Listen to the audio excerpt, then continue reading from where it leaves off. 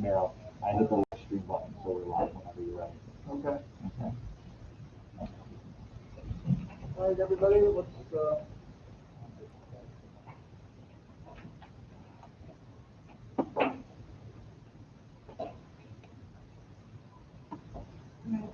good evening. I'd like to call this Board of Ed meeting to order at 6:10 p.m.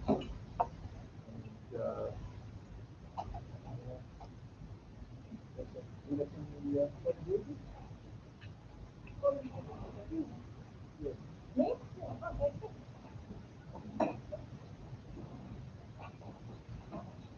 I pledge allegiance to the flag of the United States of America and to the republic for which it stands, one nation, under God, indivisible, with liberty and justice for all.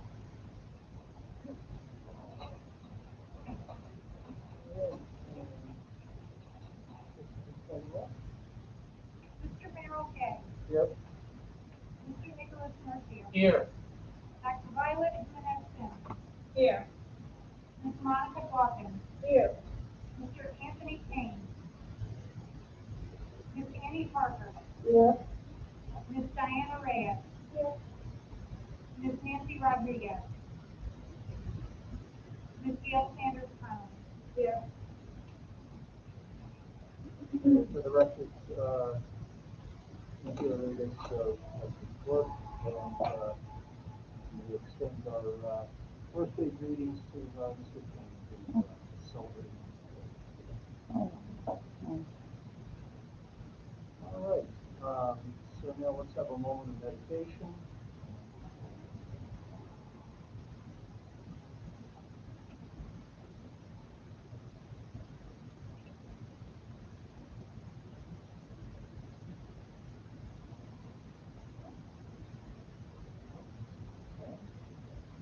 So I think our first item is the student recognition.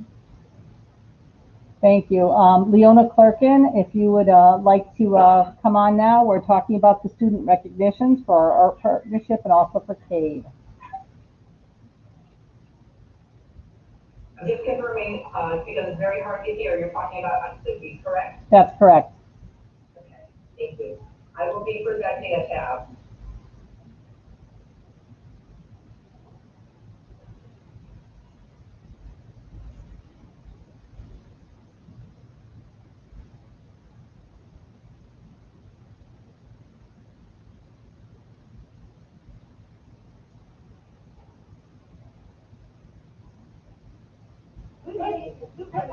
Sarah, Board of Education members, administrators, parents, students, and guests.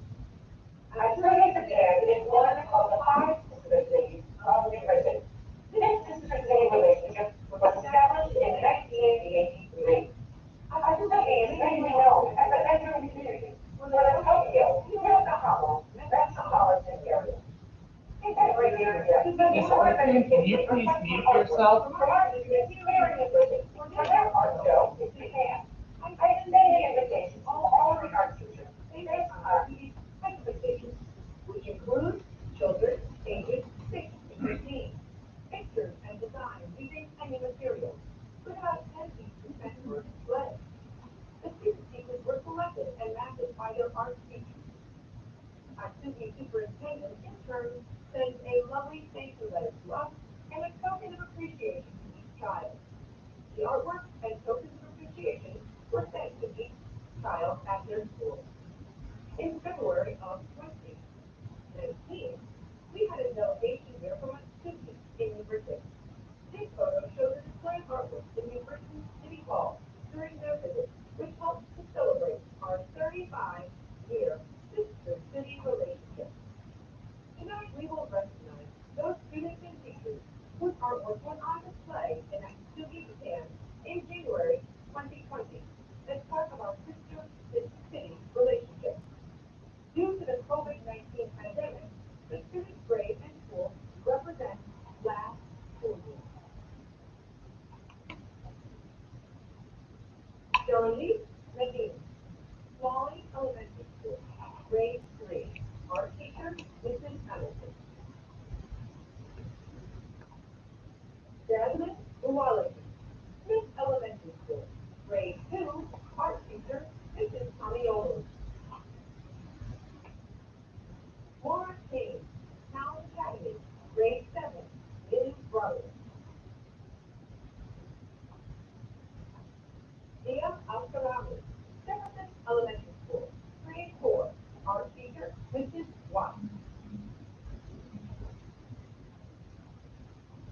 Garcia, Chamberlain Elementary School, grade 4, art teacher, Mrs. Rock.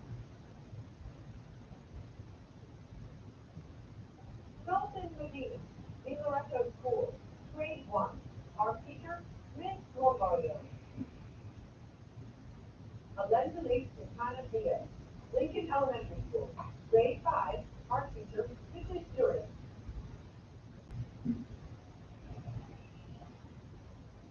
Here are images from the Activity Japan Art Exhibition of January 2020.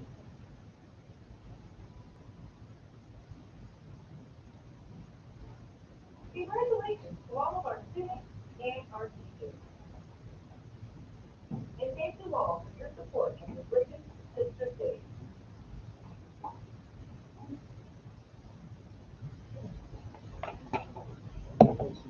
Student Leadership Awards. And now, Ms. Clerkin, if you'd like to do the CABE leadership. Thank you very much.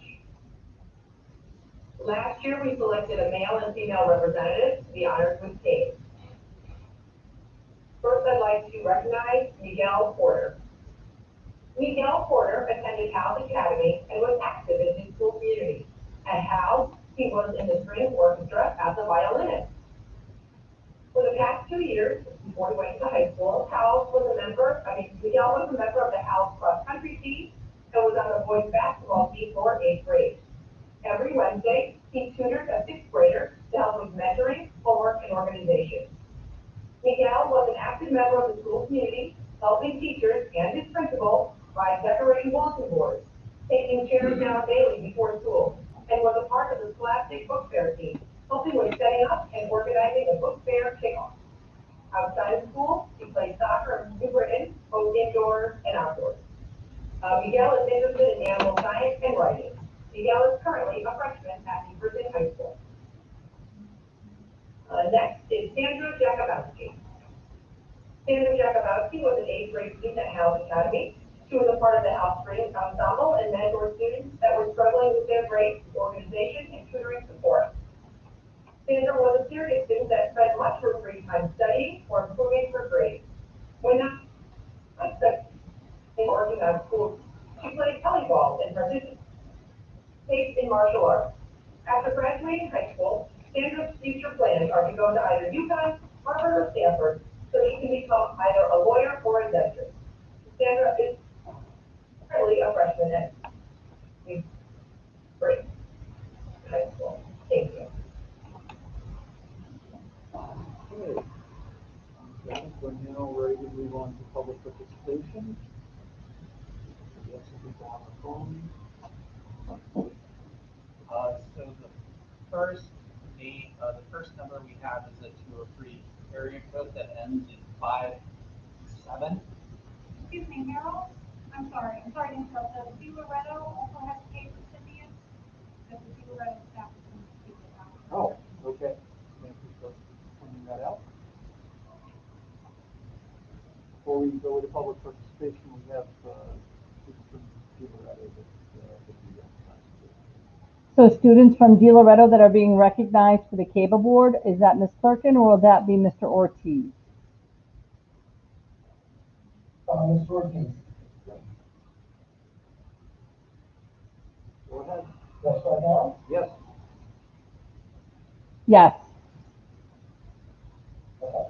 The two students that are going to be recognized are Dan French and Anwar Afwan.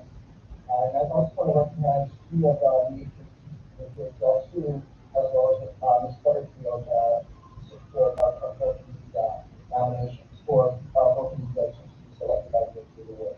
That's Ms. Jennifer Perez and also Ms. Martha Crawford. So I want to thank them for being here to support them as well. I'm going to start out with Anwar Al-Hamis, who consistently puts forth the very best effort in all that she does. Every single day, Anwar is focused on her learning, has to work in field, and takes a very active role in all of the classes. The work reflects the actions of the students she's interested in learning.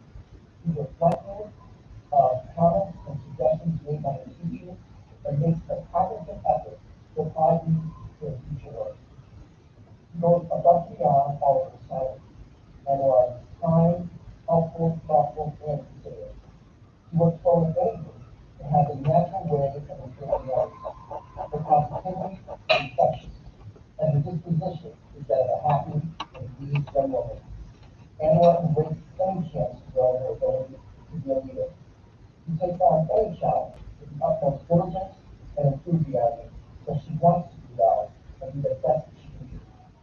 He always honors any commitment, whether it's academic, social, or sports related. Anwar is a young woman whose potential and determination work hand in hand to make her stand out as a person who makes a difference. Antoine French is our next selection. Is an extremely respectful young man. Always very careful with his manners and eager to help out, inside and outside the classroom. In addition to respecting adults and peers, he's compassionate as well. Consistently thoughtful enough to ask how the day's going or how your vacation was, and sincere enough to give an impression that he genuinely cares. Don is an individual who's respected by all who know him. He not only practices classroom with an active work ethic, but also has a knack with an appeals to follow his lead in their work ethics. Don keeps a low profile and makes it clear when he's enthused about something, and that enthusiasm is heightened. He really values good citizenship and he's respectful in the manner in which he interacts with everyone. Don is an intelligent worker and is eager to make a positive impact on the classroom and his fellow students. He is kind in all of his interactions, being apologetic. When he happens to make mistakes, and quick to often help whenever he can. The leadership of home is character, and Don displays speaks to a remarkable young man that he is. So I want to thank both of them for being selected for this award. Phenomenal selection. And thank you to our eighth grade and teachers for making that recommendation. Thank you, Alex. All right, now we're ready to move on to public participation. We have several people on the phone. We don't know who they are, so we're going to maybe staff, there may be people calling in for public comment. So the first number is area code 203 and it ends in a 57. If that's you, please unmute yourself by hitting *6 and let us who you are.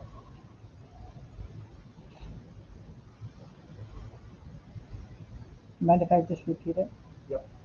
If your phone number starts with area code 203 and ends in 57, and you are here for public participation, can you please unmute yourself?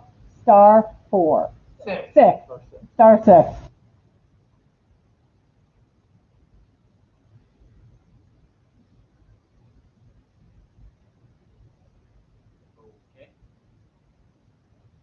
Next one. The next one, possibly for public participation, is 1860, and the last two digits are 00. If you're calling in for public participation, please unmute yourself. *6.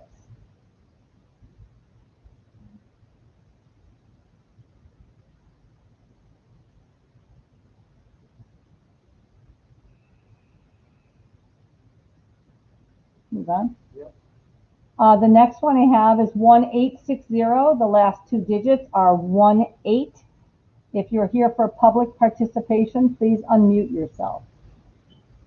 Hey, do you hear me? Yeah, we can hear you. Yes. Hello? Alright, Hold on. how's everybody doing? There are two people who've unmuted. Someone You is. guys doing good. Listen, I'm a fan of Grand High School, and I just want to say, football philosophy, this is my only way out of the grade. I want to do something big in life. I want to do something for my family. I'm not seeing you guys to please let us say, at least let us rent out equipment so we can start independently. This is very dependent, and I hope you guys make the right decision. Thank you everybody for your time. Thank you. This is Attorney Box Police. Go Am I ahead. right? Yep, go ahead. Good to go. Yeah. I've been a coach here at high school since 2010, currently the assistant head coach. If COVID has taught us anything, it is the dichotomy in education. It has really shown shown the haves and the have-nots. That is now playing out in high school football. The haves have the opportunity to purchase their own equipment, to play in independent leagues, to pay hundreds of dollars to play football. An opportunity that our young men do not have. We're asking you to even the playing field and allow these young men a chance to play a couple of games this fall against Platt, Maloney, and any other school systems that are brave enough to allow their players to use their equipment. That's all we're asking for. Please give these young men a chance to continue their season, especially the seniors who need a couple of games of film to help move forward with their education at the next level. I thank you for your consideration. Be from New Britain, be brave, and support these young men. Thank you. Thank you. I'm going to circle back to the ones from before that there was no response. If you are at area code 203 with the last two digits 57 and you're here for public participation, please unmute yourself now.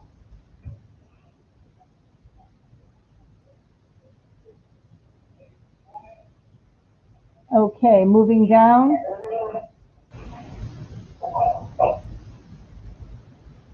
1860, the last two digits are 00. If the gentleman who just finished speaking could please remute by hitting *6. Thank you. The next is 1860. The last two digits are 28. If you're here for public participation, please unmute.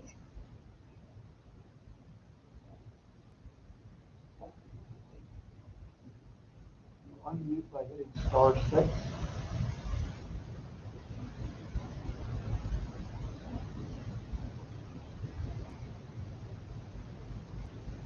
Move to the next. Okay, the next 1860, last two digits 68. If you're here for public participation, please unmute *6.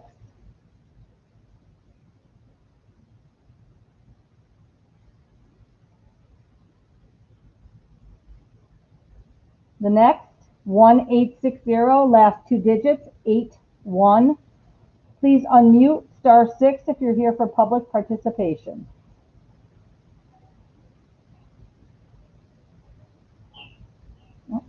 Can you hear me? We can, thank you. My name is Miguel Porter, and I'm a senior. And it would really be nice for you guys to let us use the equipment so we can play independently. Being a senior has been hard. I worked for my whole life, and it's all been taken away. And all we ask for is just you guys to let us use the equipment, please.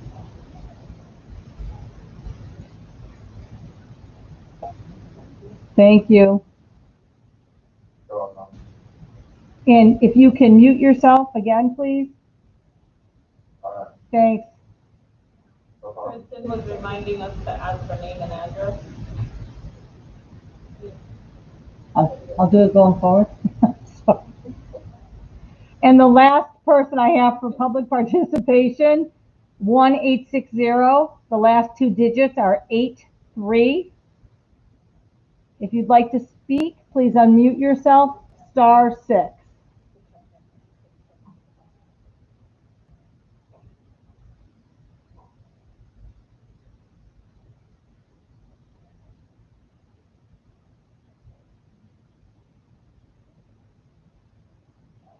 That's all I have for phone numbers. The young gentleman with the last two digits 81, you haven't muted yourself. Can you just give us your name and your address? Me? Yeah. Barnett, 425 Burrett Street. Barnett, 425 Burrett. Thank you.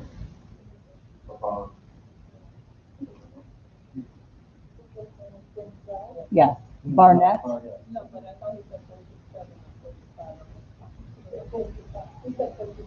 Oh, okay. I'm sorry. We can have it. Did you ask caller 52? He never gave us his name, this is the first one. The caller who called in 1860, last two digits 52. If you could unmute and just give us your name and address so we have that for our records.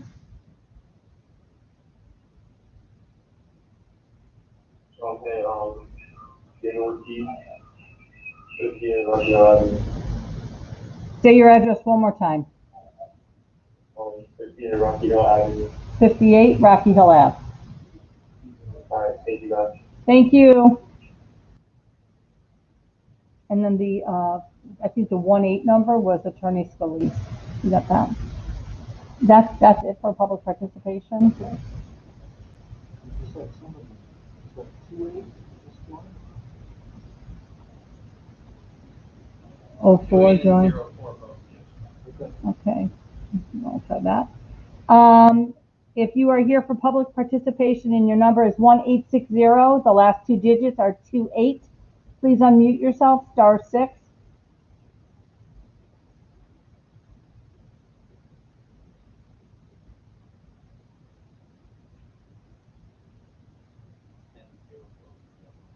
And the last one we have for public participation, 1860.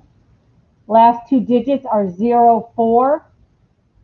If you'd like to speak, please unmute yourself, *6. Last two digits, 04.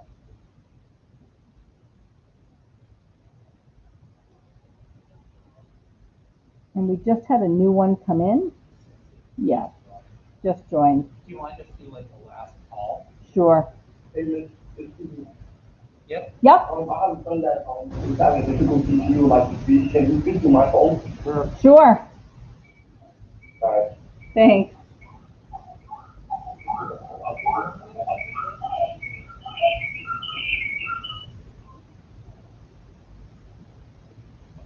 Speak.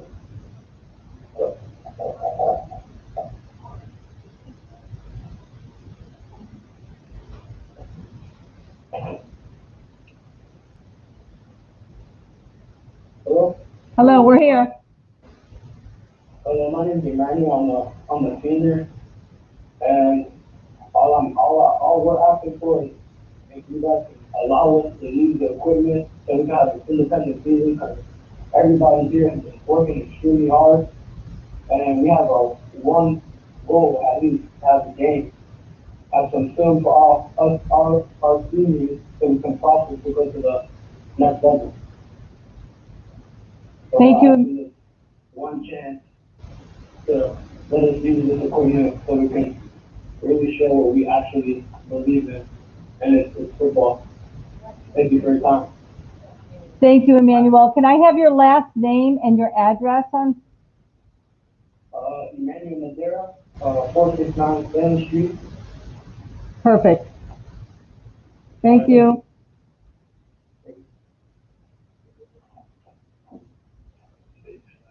Is there anyone else who would like to speak during public participation?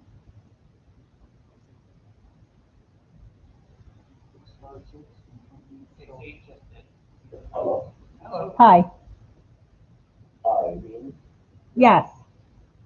my name is Jesse Taylor. I'm a senior public sector at Jacobowski, and me, just like me and my other seniors out there, just really want an opportunity, one chance to have an independent season. All we're asking for is that you guys run the equipment that we need to have an independent season, because everyone here really wants to surface at this season. We as the seniors, just like some other guys out here, have one last year to play, one last year to get something next year to compete and have fun for our last year as a senior.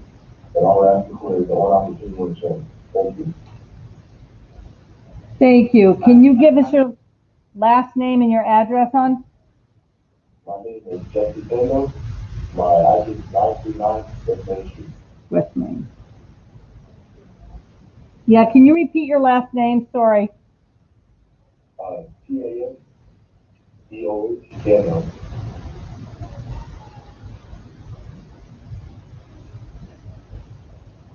Thank you. Thank you.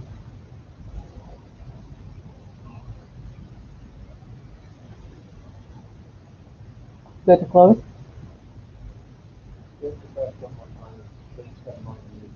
Sure. We're going to ask one last time because we do still see some callers. If you haven't had an opportunity to speak during public participation and you would like to, unmute yourself with *6 and give us your name and address.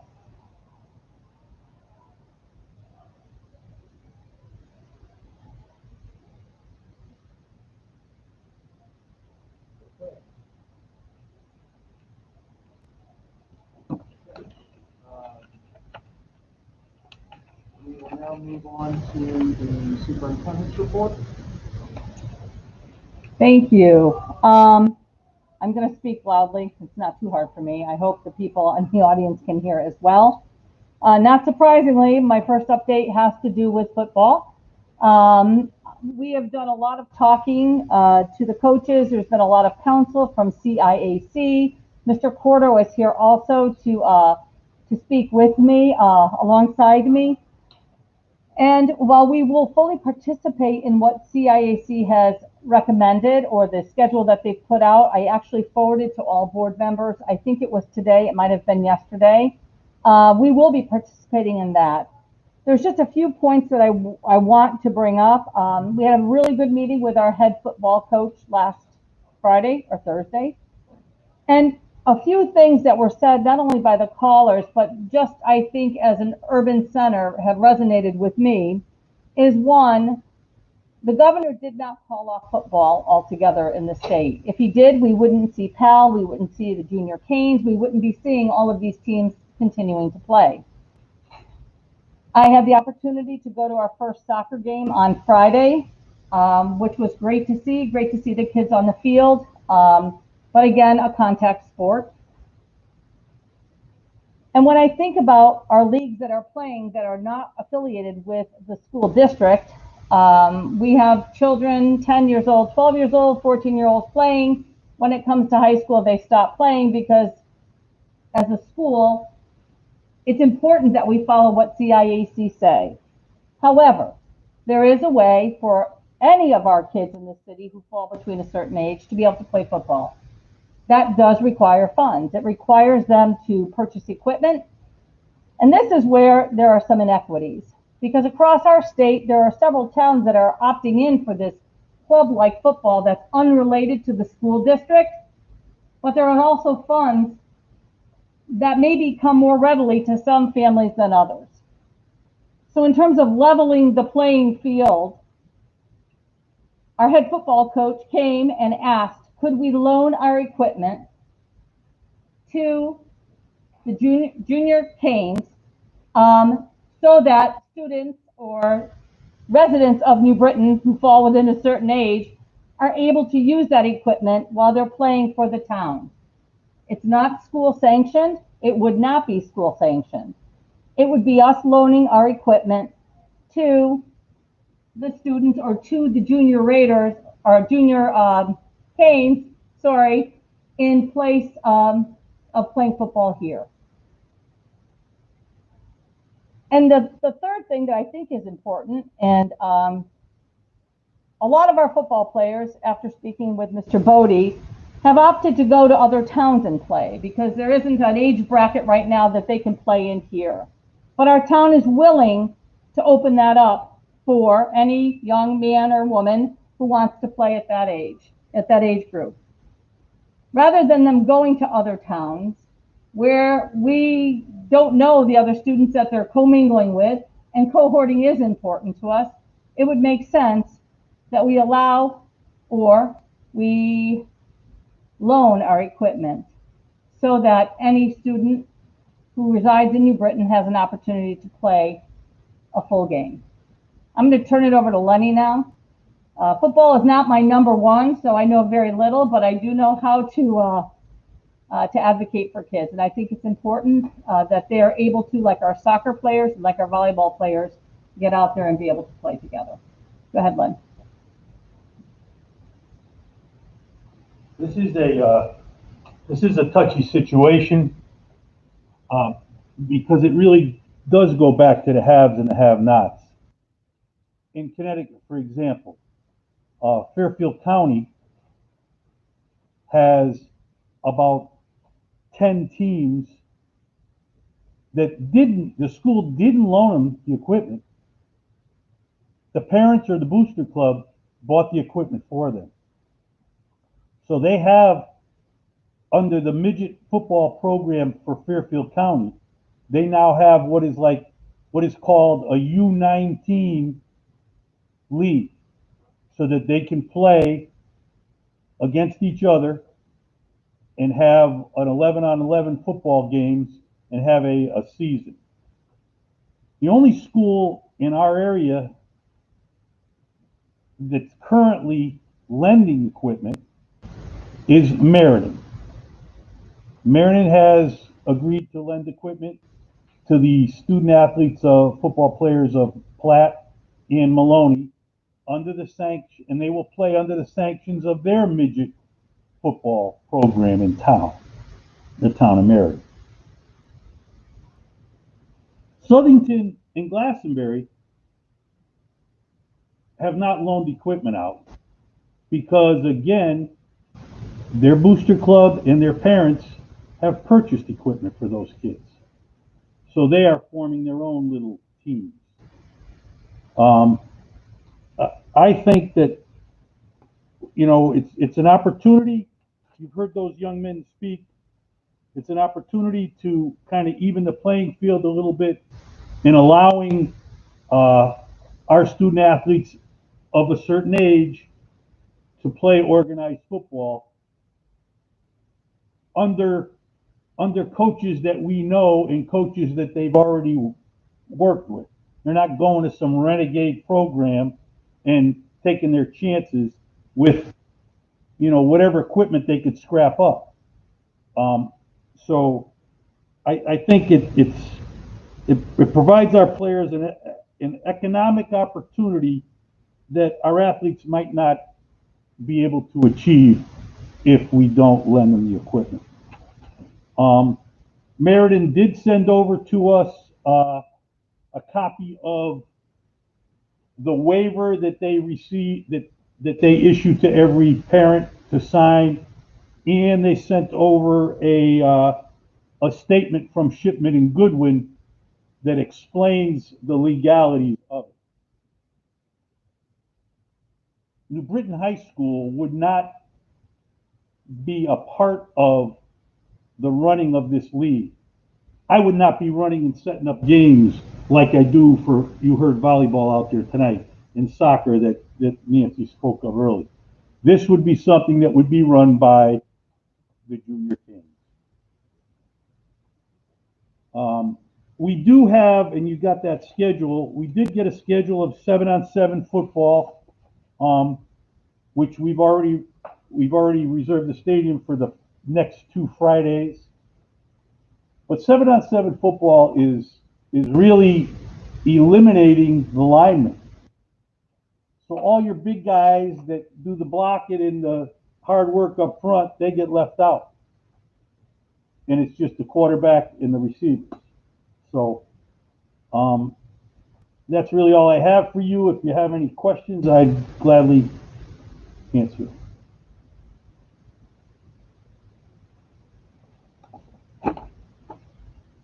How about comments? Does anyone have any comments? Are you asking the board to vote and put it on the agenda? Yes. That's the ask. Yes, that's the ask. The ask is for the board to vote on lending equipment to the junior canes so they can outfit our current New Britain High School players with equipment that's already fitted and keeps them protected. I just want to add to, whenever, and again, kids, all of our young men and women have to learn, you come, you advocate, you don't always get. But the fact that they came and they advocate, and I have to respect Coach Bodie because that's how he's raising up this team. You need to, if you want something, you come, you pose an argument, and then you wait to see. And I think it's good for them to see that there's a process in place. But for me, I would like board support on this by way of a vote.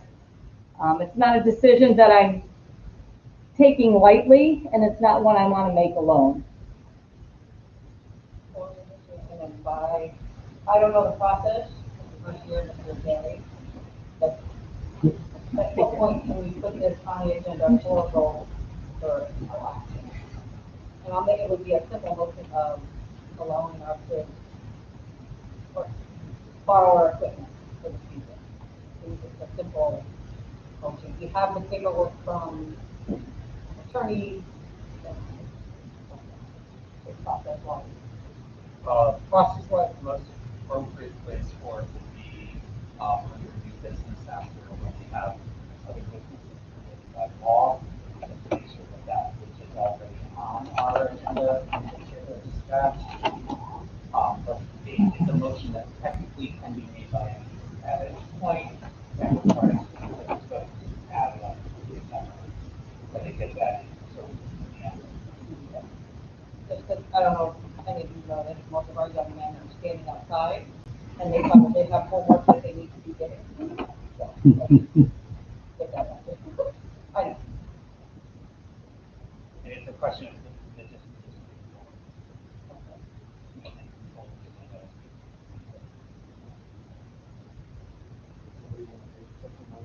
I would love to make simple motion. I just want to make sure I get my words right. Can I add something before people report? So, you're saying a simple motion, but including the waivers and things like that, I think if it's just said as likely without any other parameters, then we're not establishing that right away. Okay.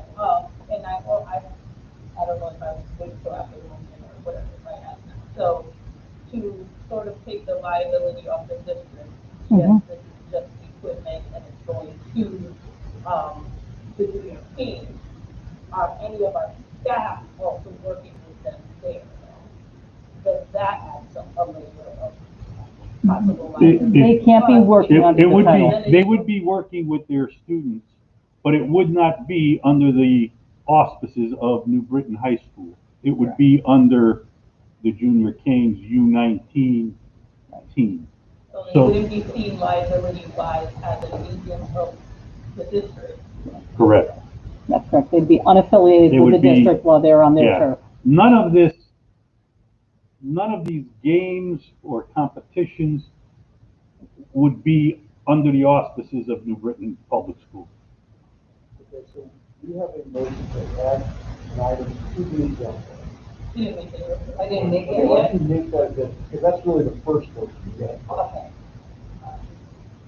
So I would like a motion that the Board of Education approve the use of district football Okay, equipment. that's, what we need to do is make a Oh, motion. make a motion to make, add something. To add, yeah. Okay. Like, make a motion to add something to the agenda. Kind of what you added to the discussion. Discussion and possible loaning of district football equipment. Second. Okay. We have a second motion. Now, the further discussion on that. I don't forget if it's a debatable motion off the I top. was just gonna say, I don't think it is. I don't think it's debatable. All right, so now the Yeah, debatable adding. motion. All right, so, all in favor of adding this item to the agenda? Say aye. Aye. Any opposed? Any abstentions? Motion carried. So now we have the I'd like to make a motion to take the item out of order in the interest of the students who are waiting, tie this closely to our discussion. For a second? Okay, so the second motion, Non-debatable. non-debatable. Move this up on the agenda, November 1st. All in favor of doing that, say aye. Aye. Any opposed? Okay, so we will now deal with this item. Introduce it again. Okay. So I make a motion that the Board of Education approve the use of district football equipment by our students and allow use of outside use of our instructors. So just use of our equipment. That's good. Went to the junior teams, not to the individual players. Correct. It is there for their use. They can choose to or not use the equipment. Okay, is anything that needs to be said about waivers or? I would like to add that in order to participate, I don't know if that's a motion, but they would need to sign the waiver put forth by Shippen and Hicken, as well as the coach waiver. So those two things. And they, I mean, they obviously need to follow all of the protocols set forth by mitigation strategies, but that's how you equipment and want to be able to. Is there a second to that? Just trying to get some clarity on the actual wording of the full motion. Yes, sorry. So it's a motion to approve the use of New Britain High School football equipment by student-age athletes within New Britain under the auspices of the junior Canes by students who have completed waivers of the requirements and will abide by the rules and safety procedures set forth by By the junior. by the junior Canes. Perfect. Okay. So that's your motion, I'll second it. Second is good. That's perfect, that's my motion. All right, now, do we have any debate on this item?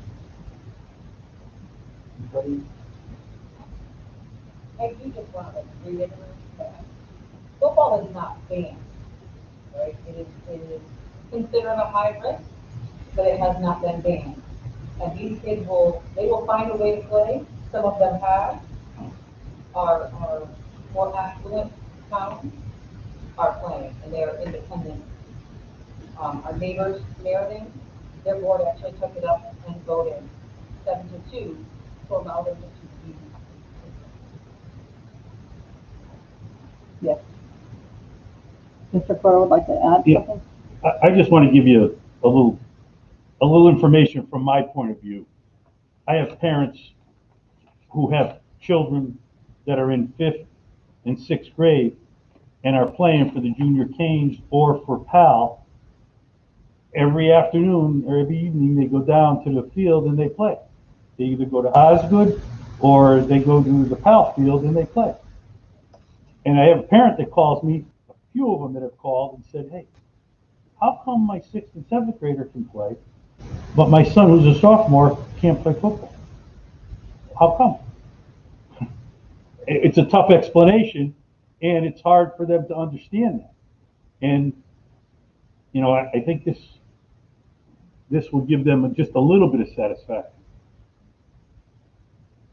We don't have any data on whether or not the university is sorry. Where, at the junior Canes or the PAL? No, we do not, but they've had their games every Sunday. They haven't stopped any of them. Now, obviously, if that happened, you know, we would stop. But at least we attempted to participate. I'm not a huge fan of football, period. Like, it's not my game. Never has been. But where I see this really being is from that equity angle. Mm-hmm. And even if I was someone who was not a fan of football, like, and strongly opposed to it, I would have a problem with the fact that the more affluent communities and students who don't have the socioeconomic burdens that some of our students face have this access to equipment by virtue of being in a wealthier town. Mm-hmm. So I plan on supporting this, even though, like I said, football's not my sport, and I'm not a huge fan of football overall. but I am a huge fan of our students having the opportunities, um, and our families that see a value in this. So I will be supporting this.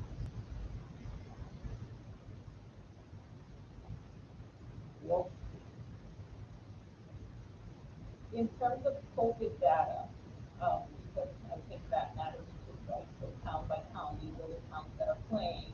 I know that we're inconsistent coming up as one of the Higher. risk places in Connecticut overall. So how does that impact? If we have no control, but at the same time, is there, is there a number where if it's this, then they're not playing, and that's their policy, or, things like that, because then it does impact, I understand that they can go somewhere else and just play, Right. but we're one of the places with problems, not the other places, right? So, yeah, what info do you have on that? I don't have any data at all from the junior Canes or the PAL. But I do know we would have some control in the fact that they are still our students. So if they were playing and one of the students that's playing, tests positive, well, he's not going to be in school, and then it's their call, it's the junior Canes call, or to either say, hey, we can't play for 2 weeks or whatever, because that's out of what we're doing is just lending equipment, and that particular decision is out of our hands. But we do have, the ability to isolate that kid, from live in school education. I'm actually trying to, yeah, He's the president, right? He may have, like, an answer, I'm sure it's on the top of his head, but what would they do in between games, and so they must have a plan. Right, because my concern is that obviously that is close contact, and you have the linemen with no mask, 5 feet, or, within this. They are gonna have. Shields. Shields. There would be a shield under the Helmet. face mask. That is like a mandatory. It's almost like this, but it's not right. But it's plexiglass. It's plexiglass under the mask. They have that, I Face don't know what shield. it's called, the brace. The face shield under the face mask. So do they usually have these, or this is just specific? This is for now. Some players have it on all the time, but it is, Annie, I know when you watch the college football games and the pro games all the time, you see it. Yes. Yeah, they did a few. Yeah, they moved games. Something similar happened too to soccer teams, right? It's not like we're going into this not knowing that might happen. Yeah, in Farmington on Friday, their boys soccer team was on the bus ready to go to Avon, and the vice principal called the AD and said, "Hey, did they leave yet?" "No." "Well, stop the bus." He went out because one of the younger players, JV players on that team, tested positive. So he stopped the bus, took the whole team off, explained to them that they all got to quarantine for 14 days and there's no games, which affected us because we're supposed to play them this coming Thursday, and they didn't play Avon Friday, and now they're going to miss a few games. But that's what's happening all over the country with every level of sports, not just high school and not just pros. I mean, I think there was 8 college football games canceled this weekend. But I think the important thing is our students will accept that. I mean, that's logical. If that happens because there's an outbreak or whatever, they'll accept that and say we can't play. But the fact that the high school was really the only players that were singled out and other ones are playing doesn't make sense. And I think that's, and from what, I had some of our students emailing me saying that that does not make sense. And I have to agree with them. That doesn't make sense. I don't understand it either. Hard to explain to a parent when they're younger siblings are playing and the older ones Right. can't. So, All right, any further debate on this?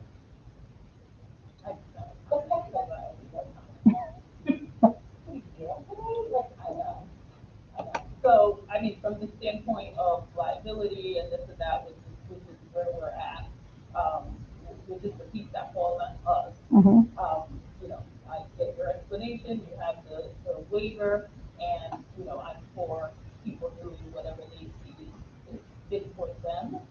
Um, but, you know, I'd be remiss if I didn't say, you know, equity and equality are not the same thing, right? Mhm. Equality, everyone gets a pair of shoes, equity, everyone gets a pair of shoes, that's it. And we are in a city that has higher cases, that is likely to have, more, of the underlying concerns that make COVID a lot more serious and things like that. So I hope that, you know, the people reading this and whatever, take all that into account. Um, you know, like you said, it's beyond our control, and I can only, hope for the best, but it would be heartbreaking to hear of the Mhm. tragedy.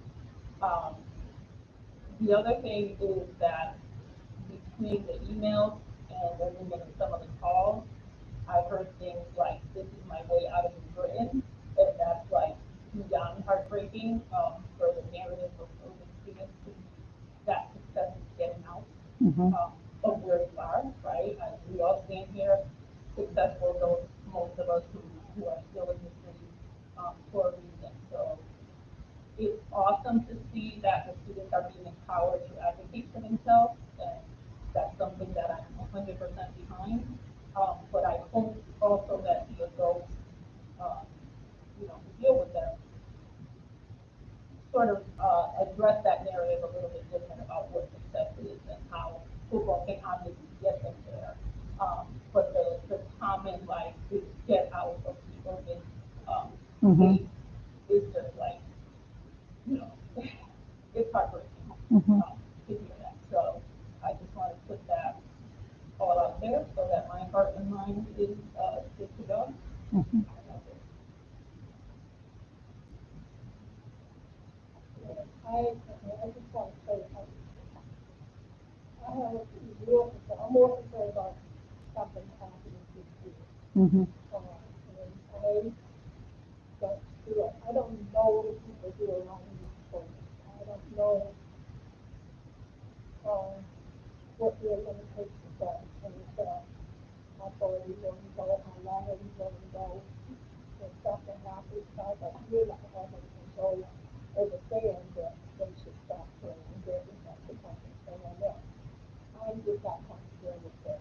I'm not comfortable with any one child getting sick, no matter what the reason. So, that's the question. Andy, you know what? I'm just going to give you an example. We have, sports that are currently running. We have girls volleyball, boys and girls soccer, and cross country. And the number of participants is down in all of them. Michelle's volleyball team, she usually has like 110 that try out. Well, she had far from that this year. And some kids that played last year, you know, Coach Abraham calls them up and says, hey, what's going on? My mother doesn't want me to play because she's afraid I'm going to bring this home to my grandparents. And so that's, the waiver portion of that paper, of that agreement, each parent has to say, okay, I'm going to let you play. So that might not happen to every single family because of situations that are, that are occurring. This young girl played for 2 years, and she's a relative of a former athletic director here, and her mother said, we can't risk it right now. We can't risk it. And that's the option that every parent of those football players is going to have. Thank you. Okay. Anybody else? Right. All in favor of the motion, say aye. Aye. Any opposed? No, Nays? Any abstentions?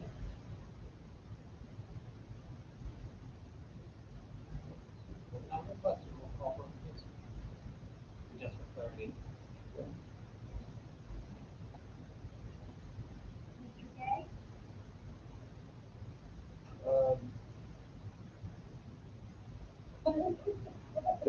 Much easier when I just had to call them.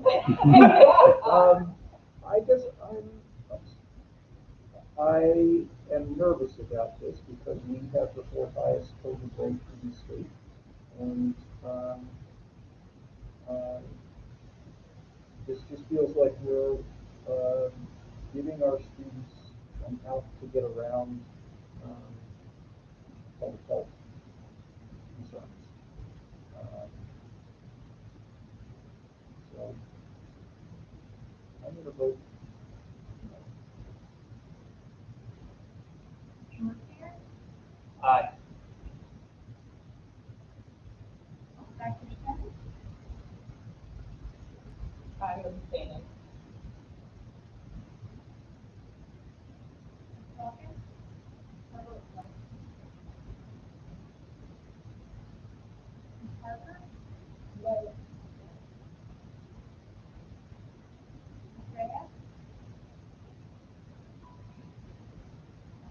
Reyes?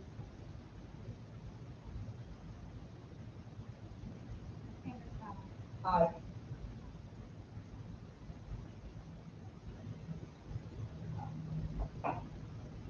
Final vote, we have 3 ayes, 3 nays, and 1 abstention.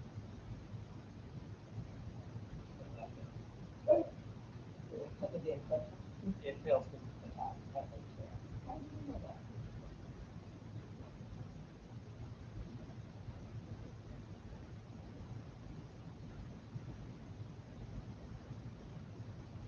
Okay. I just want to say thank you. Clearly, this has been anxiety producing for all of us since the beginning of the year. And it's represented too with the board members. I thank you for taking the time and having the discussion around it. We're showing our team that it is good to come out and speak up, but it doesn't always end up with the answer that they want. But that there is a decision and there was a rationale behind it. So thank you. Thank you, Lenny. Thank you. One more comment, just know that these kids can still go out and play.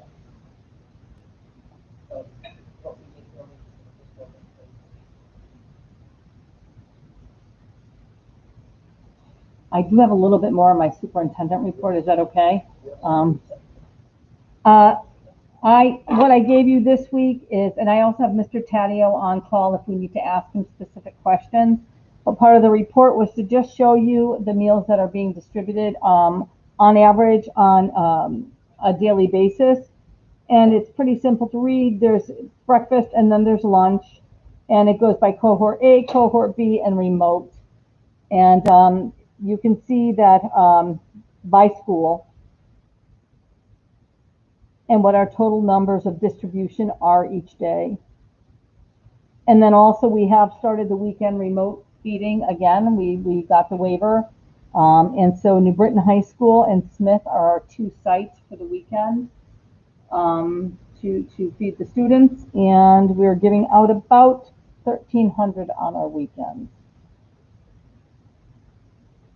And, you know, I've spoken to Jeff about this. If this is something that the board would like to see, maybe on a monthly basis or weekly basis, you tell me, and we can just include it as one of our reports.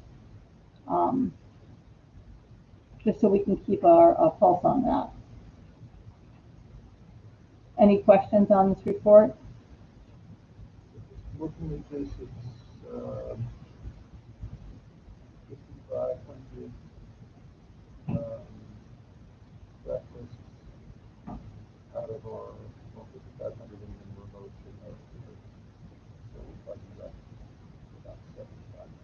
7,500. So about 3/4 of the kids who would normally Are getting fed.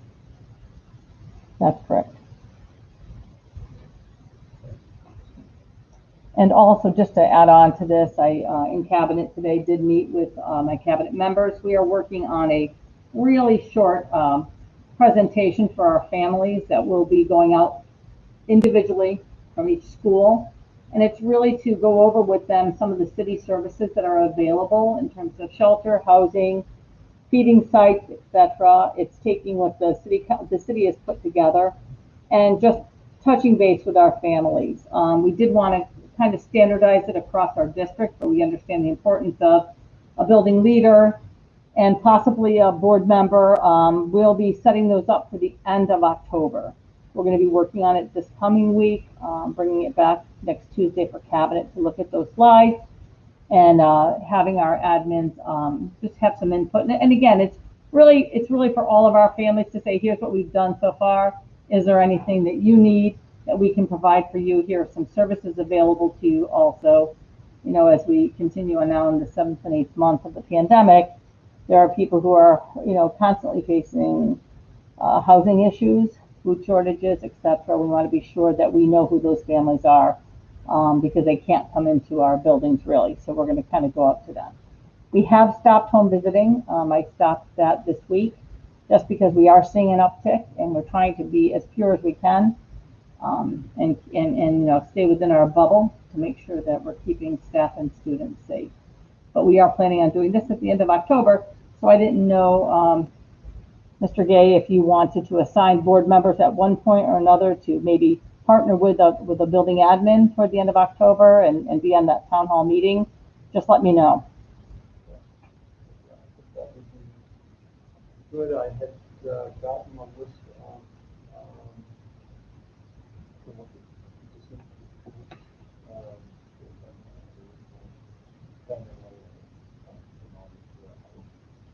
cover that one as well. I will send out that list to everybody. But the idea of trying to do a town hall with each school. Yes. Just Connect. Connect, see where families are, get some feedback on that. Sure. Yeah. And then the only thing I did not put down is, I don't know if you've noticed some of our some of the work displayed here.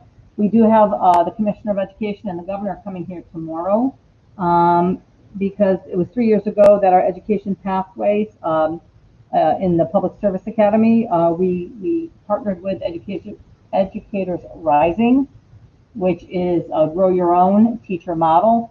And we're in our 3rd year with them now. Sandy Frioli is the one, and Colleen Mells from the high school are the ones who run the class. And I know Sandy also works with the state a bit. So we kind of have a partnership with the talent office at the state.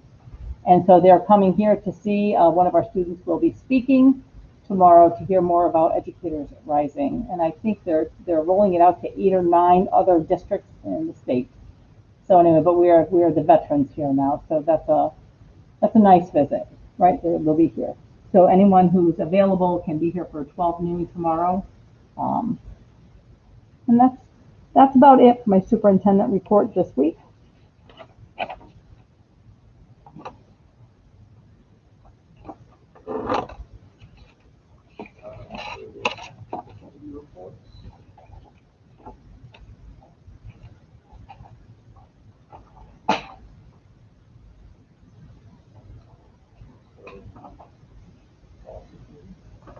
Policy committee met. We reviewed the guideline, the graduation requirements for this year. There's some amendments that we brought forth that are on the agenda. We're also reviewing our Title IX policies in light of some changes in those regulations that we will be bringing forward probably at next month.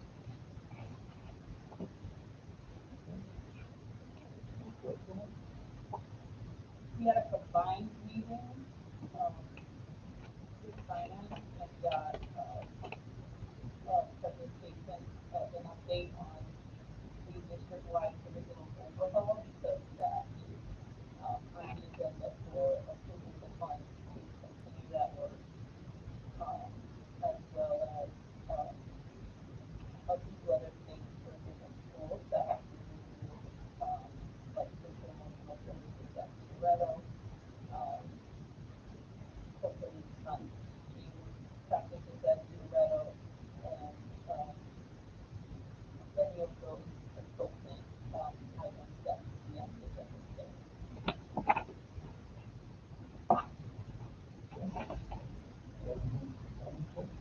tag along with curriculum, so we could hear the presentation instead of going through it again.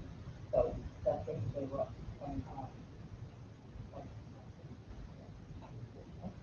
Yeah, and we met and we dealt with some personnel transactions and some appointments and job descriptions.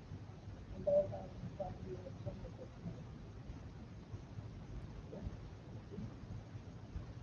And are there, board reports? Okay, just, mention, we had, person, today, that was a teacher here in the grade for many years, Alden Graham. He taught me in high school English, and he also taught ESL. And he was the union president, teacher to the president for many years. And I just thought, maybe if we could have a moment aside for Alden Graham's family. So,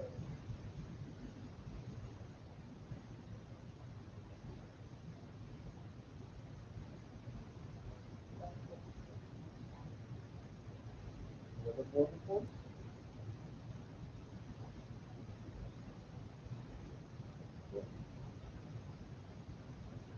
And now, presentations. And that's one-on-one interaction. Walden? Mr. Spalding is not here this evening. Ms. Swaby is though. Oh, you are here. Thank you. Sorry. Okay. Hi, how are you? Good evening, everyone. So Matt, tonight, can you share that, document with us?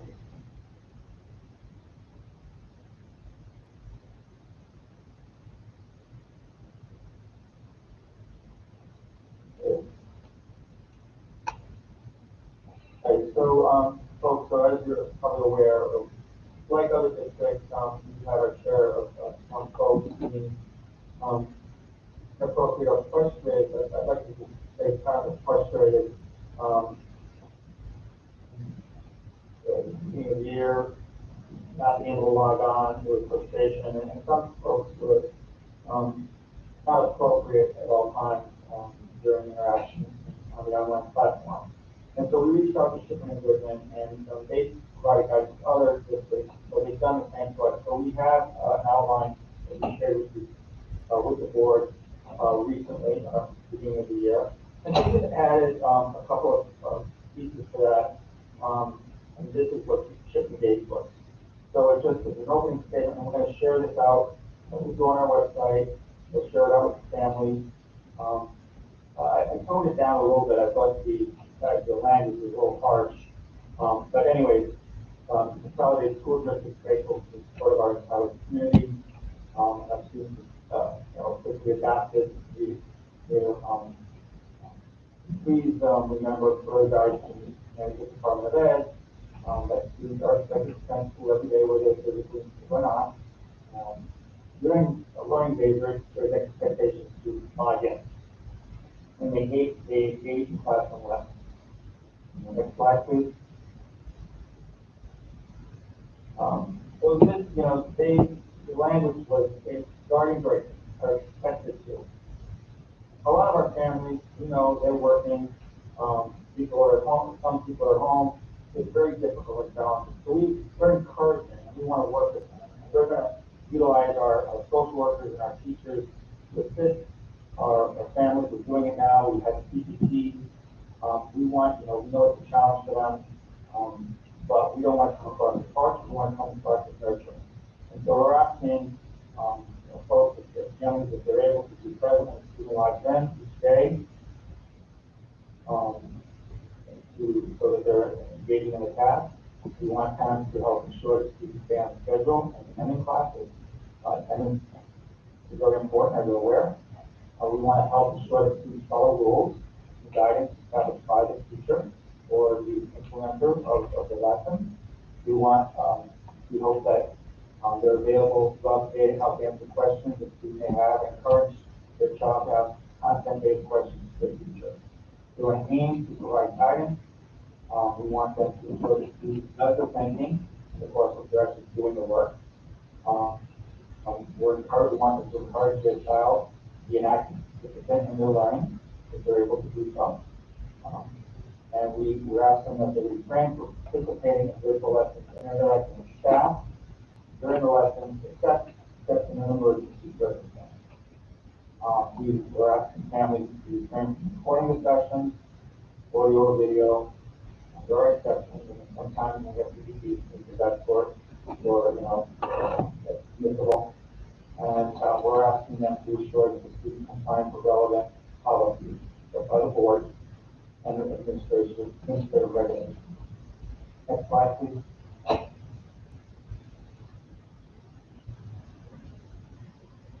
So parents and guardians who are supporting their children during remote learning must remain civil and respectful to staff and other students and parents at all times.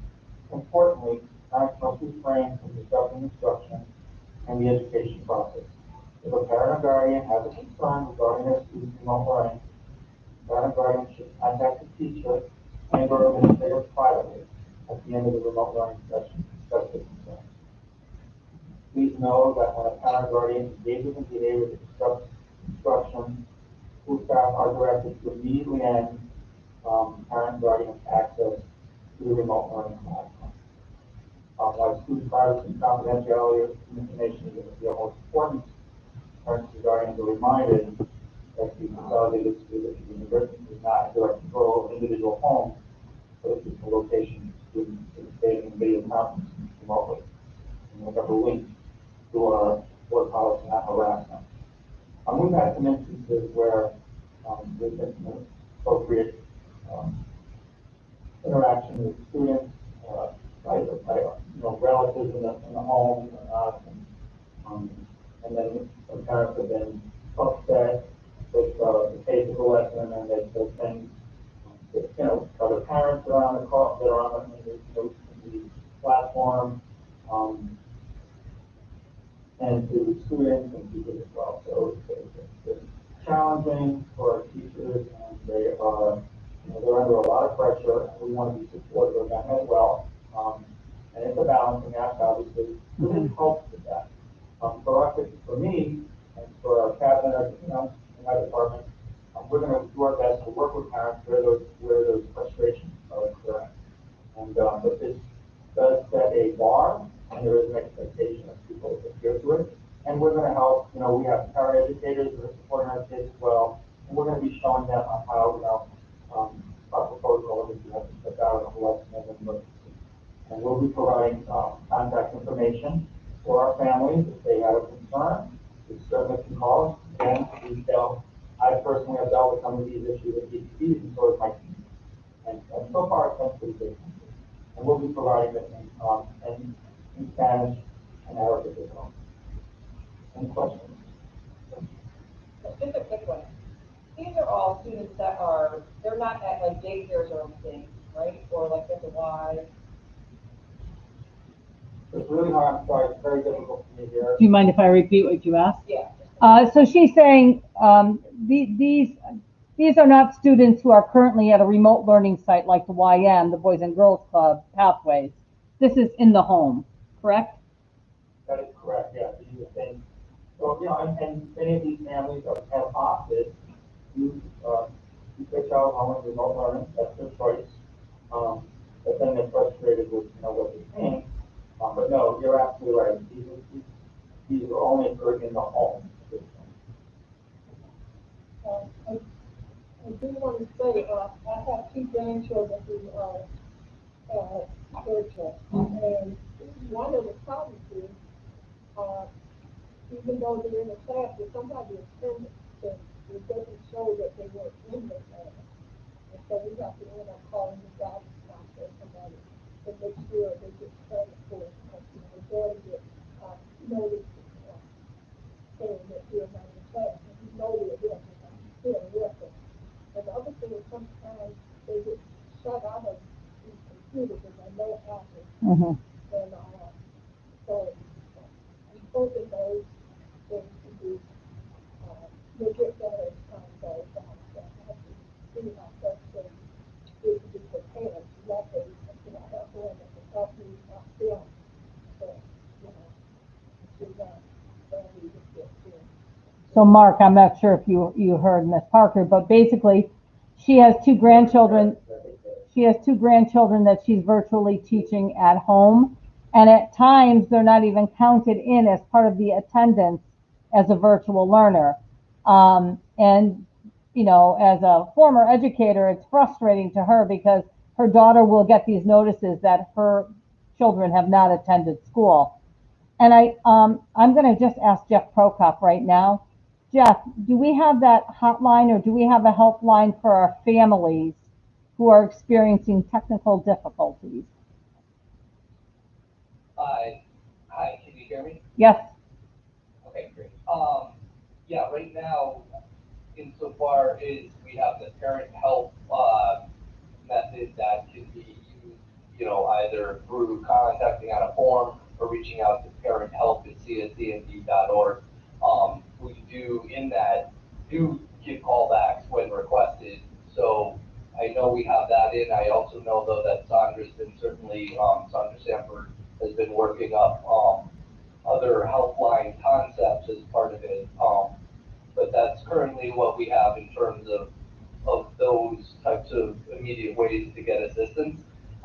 Insofar as connectivity, I was just running reports here too, you know, going back to the beginning of the year, just showing, at least in terms of connection, how we are certainly getting much greater connectivity with our parents and our students at this stage at a 97% rate. So it, you know, just I guess as a perspective to maybe the levels of actual connectivity issues per se versus it being maybe class, how the class is flowing or the use of the teacher tools and getting the kids re-engaged remotely that might be part of, say, what's being described in what Ms. Parker is mentioning. Yeah, I'll take it back. So attendance is a big hit this year in people services, and I'm on the administration with county center. In fact, we have a meeting tomorrow with the state. And, you know, we're looking at, certain, we want to ensure that all our kids are accounted for. We're looking for flexibility amongst our teachers. I know there's some requirements we have to meet, but for instance, students who, some of our students with disabilities who have been coming to us at home, due to their disability, they may not be able or may not be appropriate for them to log in. So we're looking at other things, other ways to engage them, and we're going through the PPP process for that. But attendance for us, we know it's a challenge, and we're reaching out to community partners. But I want to assure you that if someone is trying to log in, if someone is logged in and they're participating, be sure that they're going to be counted. So again, this online helpline, that'll be helpful. And again, if there's a concern, please reach out to me and we'll figure that out. Thank you. Any other questions?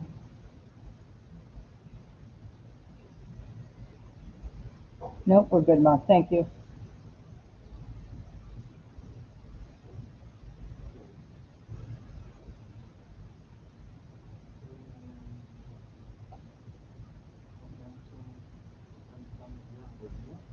That would be me. Can we just put that up in presentation mode, Kristen? So about 2 weeks ago, I forwarded all of the board members through Google Docs the comprehensive scorecards by department, what their goals were, what the strategies were, and whether or not they met them. But to be transparent to the public too, I need to be able to show. And so what I've done is a SparkNote version of the 40 pages you got. And this might be a little more palatable for you just to kind of look at the year in review. So can you click on for the first? I wouldn't give any more than 1 page per department. That was my thing. That was my challenge, to bring all of what I've given you down to 1 page. And for every slide I can say, and then COVID hit, right? And so I want you to understand that a lot of this, if you see yellows, it's because COVID hit. And we had to pivot and change the direction of what our work was to triage and create a system of online virtual learning for all kids. across all departments, right? This was all hands on deck. So I am going to start here. You know, a few years, when I first came on board, I thought it was really important that we had people that would be able to support building leaders in the building, right? Oftentimes, Department of Academics would do work. It wouldn't always translate over to the buildings. Administrators needed a better through line to know what is going on in the district via curriculum, instruction. And also to provide support for new leaders, because oftentimes, and I'll just speak directly, when I was principal, if I had someone come in once or maybe twice in my 6 years, I was doing good. This is our way of ensuring that they get the support they need, we retain them, etc. So we currently have 3 people who are working with our administrators. Mike Horn works at the secondary. We have Christina Denegre, who took the place of Tricia Putnam after retirement, and then we have Nicole Sanders. They all have other roles, but they spend half of their time helping grow our administrators. And basically what they do is they have monthly professional development, and you'll see yellow because we never got through the rest of the school year. They would go on walkthroughs with all the principals. Our look forwards last year were all around the Common Core teaching domain 3, which is instruction, right? We did 1A, which is what's the culture and climate like in your classroom? We did 3B, 3C, how is your instruction? And they are tied together. So these are the goals that they set for themselves with multiple strategies, but I wanted to just give you a summary of their work. And basically, they solved, and we're in, you'll see next month when I present the goals for this coming year, a lot of them remain the same. Maybe we tweak them because we say, it really wasn't the best goal, we can tweak it. But it hasn't changed, right? It's to help build capacity in administrators, who help and partner with their teachers to build capacity in teachers and students. So those goals really never change. It's thinking about the strategies and reflecting on the work, but oftentimes we're in the business of education. And our job is to build capacity in not only students, but staff as well. Okay, next slide. Our academics department, we were really proud of our work last year, and there's some irony here that it just stopped on March 13th, right? We were going in such a good trajectory with attendance, with curriculum, with all of that, and then March 13th hit, and we had to change. I didn't include any of the work we did from March, April, May, or June, but I would be remiss if I didn't say that I have a cabinet and administrators that work morning, noon, and night on creating something out of nothing. And we were able to put together the DAB website, which was our first band-aid of getting it together for kids. But in their first life, before COVID hit, we were partnering with EdAdvance, and we're working on this curriculum development, right? This renewed curriculum project of not only writing curriculum, but also doing prereq classes with a lot of our teachers around student-centered teaching, right? The shift from the adult in front of the classroom to the adult more in the middle, engaging their kids so that they're talking to one another, all tied back to our profile of the graduate, right? Of creating young men and women who are independent, critical problem solvers when they graduate. So what does our classroom have to look like if I'm trying to grow, we're trying to grow these students to be that? And it's got to shift, right? It can't just be the teacher talking. So we were doing very well. We were on our way. They were, Department of Academics not only put the curriculum out there, they were going on walkthroughs with administrators, looking for evidence of those things that we are teaching. Do we see evidence in the classroom? We had to pivot everything we did. You'll see to change, to start writing this units. When we stopped, how do you keep going on walkthroughs? We barely figure out how to connect, right? And so the goals, again, you will see the next set of goals that are coming up mirror these very closely. But if we're going to be honest and true, we didn't make our goals. Green being we make our goals, yellow meaning we were on our way, red meaning it stalled, we didn't. And that's what, this is a summary of what you have with a lot more language. I'm going to move to the next. If you have questions, stop me now, but I want to move through this in the interest of time. The next is our pupil service department. And I think the highlight for me here is the two reds. We have worked really hard with Wilson Reading, which is a intensive, hands-on foundational type reading program for students at about age 8 to 18 or 20. It's usually for students who have characteristics or have been identified as having dyslexia. And so Wilson Reading is something we wouldn't even start until the students are about 8 or 9 years old. Between Wilson and then reading, I can't remember the name of it now. I think it's Reading Plus, but I'm not exactly sure for our high school students. What we noticed was that the goals that they wrote didn't transfer over to the other measures. So we said 80% of our kids are going to move in reading as a result of Wilson, as measured by the DRA. What they found out halfway through, you won't see that kind of growth on a DRA.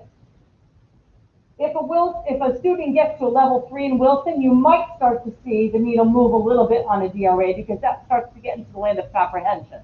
Before that, it's straight foundational. So they rewrote their goals this year to be more realistic.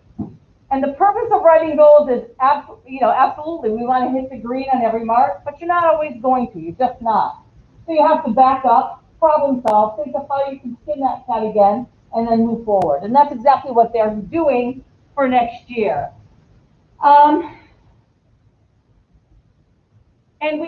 We were making progress. Where there was yellow would have been green probably by the end of the year, and possibly where there's red there might have been yellow, but you can't, that's, we don't know that for certain. So we're going to go with exactly what it is we have. Donna Swaby and Edie DeSimone, who are in charge of my elementary and my secondary school, will be resetting those goals, and we'll be ready to come back next month. Next one, Kristen. Thank you. For partnership, our two big goals were to reduce chronic absence. That's our number one thing.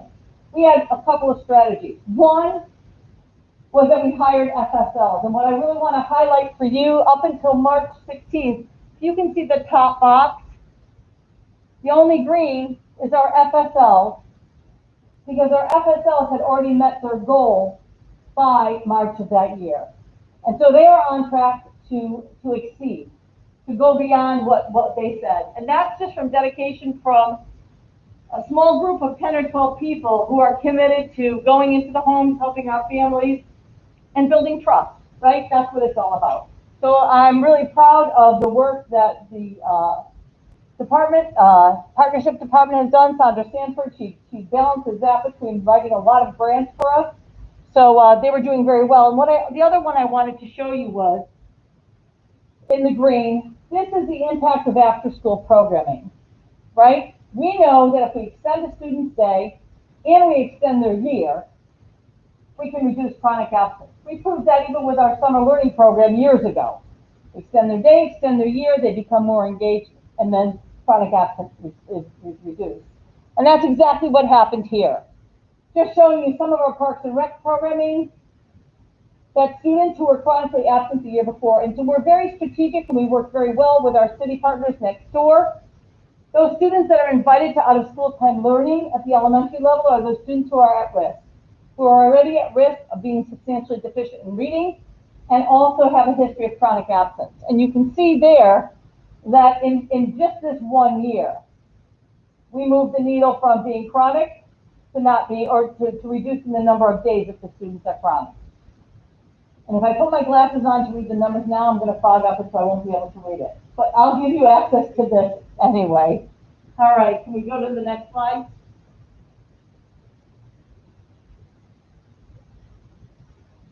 So our talent department, since I came on board, it has been, what are we doing to recruit and retain minority teachers, minority staff? What is the plan? What is the plan?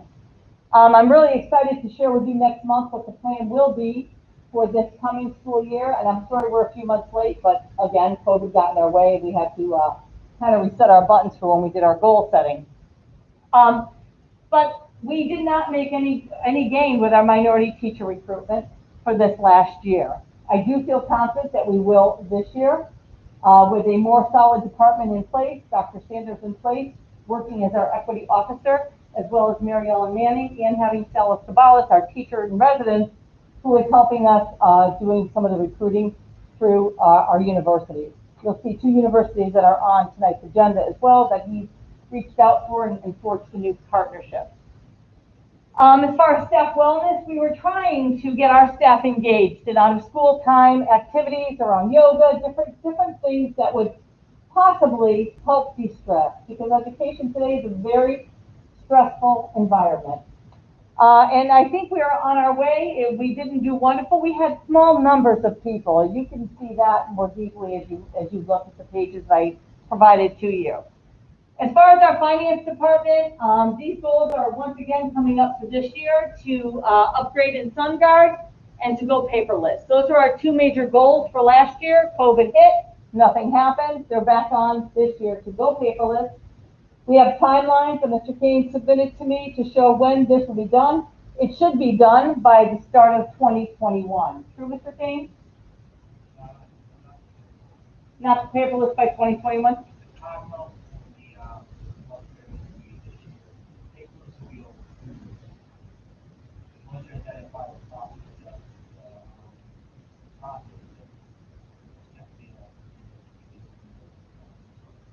Okay, so we're looking at this year, making sure that we get the goals that we had set last year done for this year. Thank you. Okay, next slide, Kristen. Thank you. Our tech department was really trying to they have a ticket order system, and to turn around and be able to respond in real time and to improve their response time. Basically, that was their first one. And then improve the state reports that are being created for building admins, so we have effective attendance meetings each week, and admins can access those reports on their own. And as far as our facilities department go, you'll be happy to know that our next one, Mr. Dion really has put on to improve our use of school due work order system. Right, and that's just, we'll just put Gail Connolly's name right next to that one. And we tried last year, before Mr. Dion came on, to share some of the supervision and responsibility at all levels of the organization. We knew that here at the high school we had someone monitoring it, but our elementaries really didn't have any support. Having these 2 new positions this year provides the support that our custodians need. A lot of our custodians were hired without training, and that's on us, right? You've got to hire and you've got to train. So that will be for next year. And final slide, I believe, is on transportation.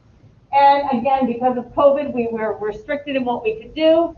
But Tom Halleck, who I would like to take a minute now to say that he will be leaving us at the end of this month for a year. He will be deployed to Africa. People will be sending out an email to all of you who are trying to do something small for him in his absence. But he was all over the site visits, and not only that, but he also helped us with all of the safety and security reports that are due to the state and federal government. Thankfully, we have Mr. Kanana on board who has taken that over. And that's really, in a nutshell, our year. So there were some successes, there's some just no growth, and there's areas where we have to improve on. I think it represents everyone in our lives, right? We all have things that we're strong at, and we have to get better. Any questions on that? All right.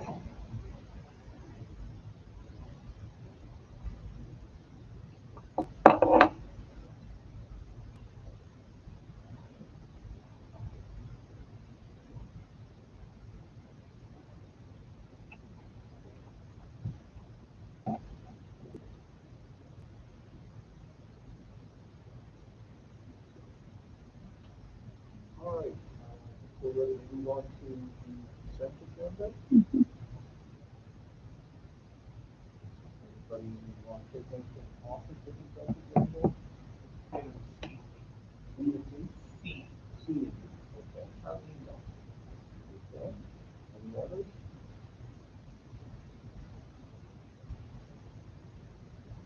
Okay, there are no objections to any of the others. We will adopt the consent agenda. And we can move to motion to accept the enrollment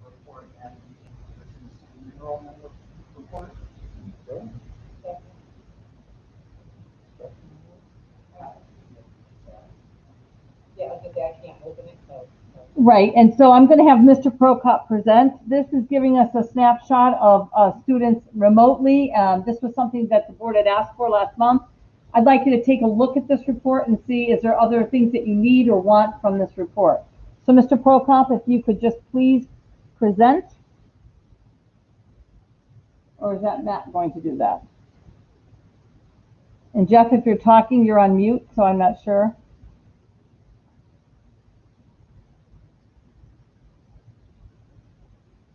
Yeah, now I'm unmuted now. Okay. Sorry about that. Yeah, let me get the report up. As you see, they're in as I'm getting them up, they're the traditional report that I've normally produced. The board is one of them, and the second one was my understanding of a request to break out the in-person students by grade, by school. And that's what that second report will yield as information.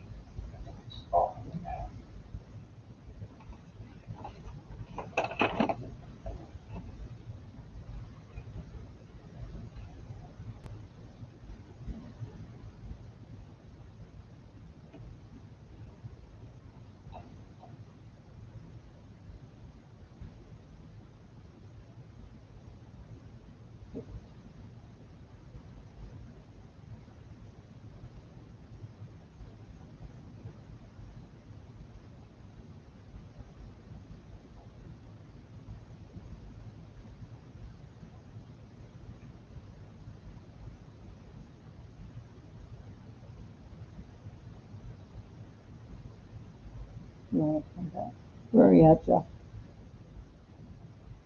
Should be coming up now. Yep. Are you able to see it? Yes, yep. Not, well, yeah. We know there's a report there. We think there's numbers. So, yeah, the general idea of the request was to just show that we mark students that have chosen to stay home as remote only. So this report takes them out of the data and gives us our students between the cohorts A and cohorts B and maybe all combination together, so long as they're not marked as remote only.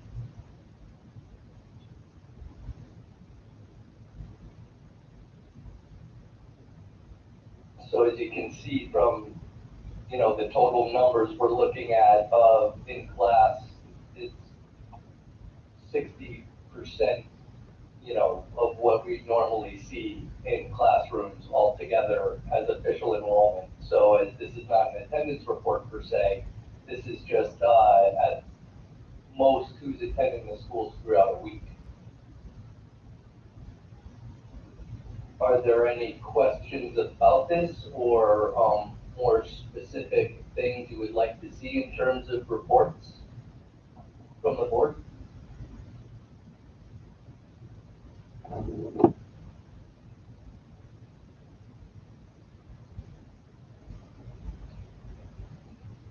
I mean, I just would like to say, I think this gives us a really good number of our in-person versus at home. I know that we really thought that until we were actually in school, we wouldn't have a good accurate number, and we were looking at about 50%. Now it looks like it's a little closer to 60%, 60 plus in school, but that's still very high.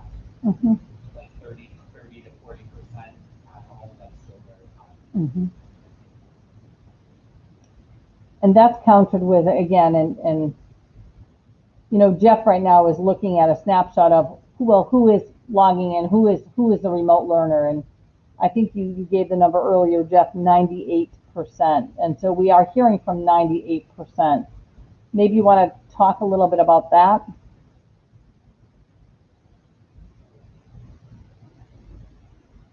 Yeah, I'm gonna move over here. I think you can see another tab that shows a couple of the snapshots of the report we normally run. And no offense, I think that was Mr. Mercier speaking. I just couldn't hear him. So if there are any questions specifically, you could please repeat them for me to be able to hear. But in terms of the percentage, and can you see my new screen? Did it carry over correctly? Yes. Can you present? So in here, we're we're just showing a breakout between the yes and no of students that are remote only or marked as such.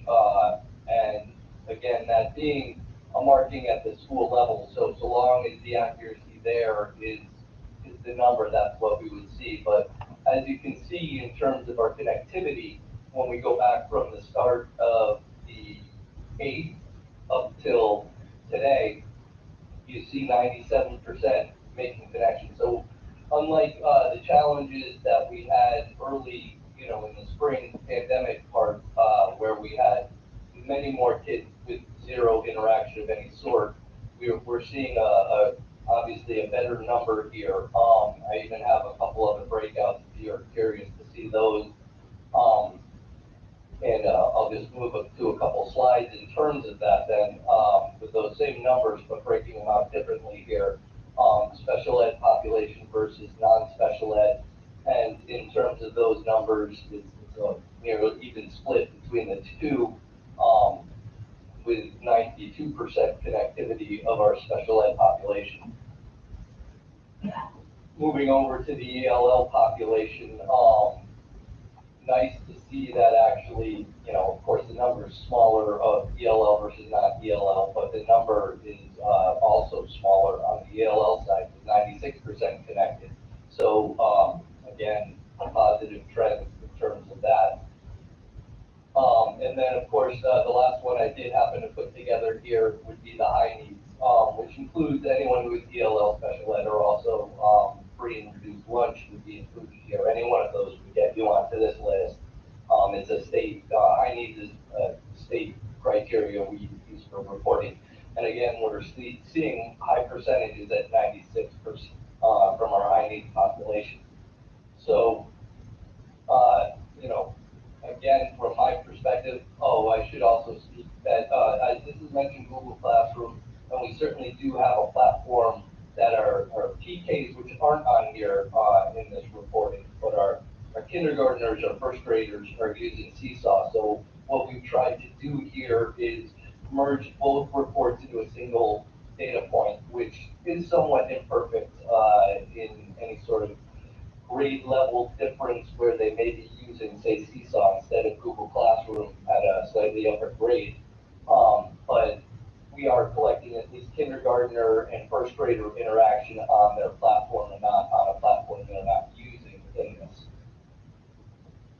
Are there any questions about any of these data points that I'm showing you? Can we get these emailed to us? They don't turn back. Can you please email these reports to all the board members? Meryl Gay asked that question. Sure, I'll share this presentation if this or the slides you like. I'll definitely just share these right now. And I think my question is, what would the board, Jeff was asking me, what other information are you looking for? Is there anything else? I mean, you can, if you think of it later, you can email us, but on a monthly basis, is this something that you want to see to make sure the numbers are staying? I think we need to see, we weren't able to see these flags up. Right. We don't know what was on there, so we can't email. Right. So Annie is Ms. Parker just said if we could forward this presentation on to all board members, and if they have anything in addition they'd like to ask us for, they'll do so via email, because they'll be able to read the numbers a little bit better. Absolutely. Okay. Thanks, Jeff.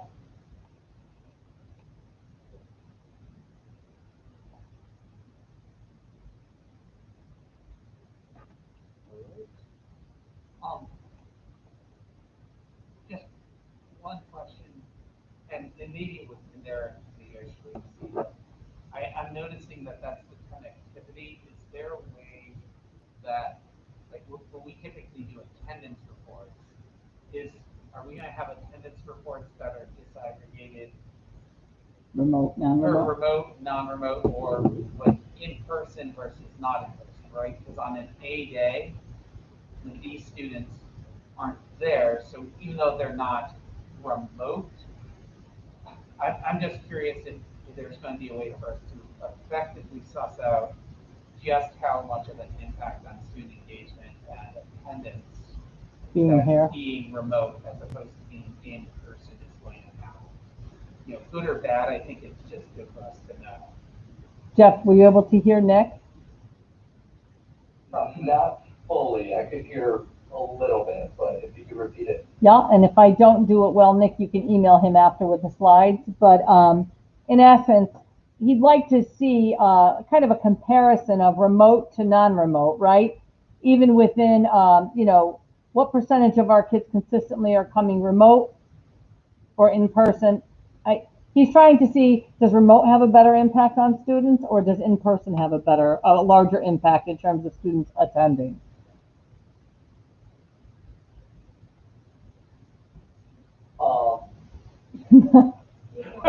Okay, yeah. I'm just trying to picture what we're exactly putting together there in terms of how to do it. I think obviously through some little more discussion and clarity, we could start to figure out precisely what you'd like to see put together. But we certainly, what I've showed you today is more just the Google interaction itself, just as a connectivity, and it speaks more to literally just that part versus the attendance itself.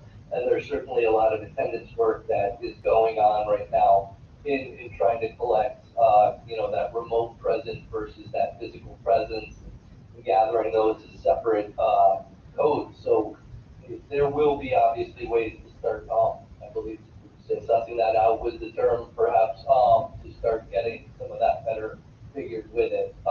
So yeah, we can figure something out, I'm sure, in terms of it. So if you want, Nick, I can schedule a time where we sit down, maybe you give Jeff, or even. I'll shoot him an email. Perfect. Okay.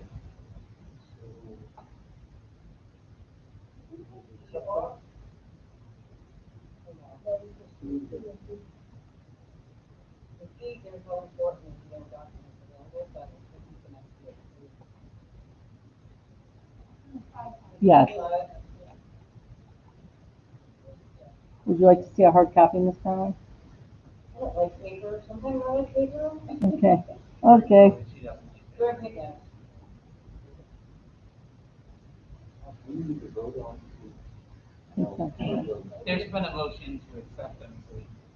Okay. So all in favor of accepting the report report from Aye. opposed? Motion carries. Okay. Moving on to new business.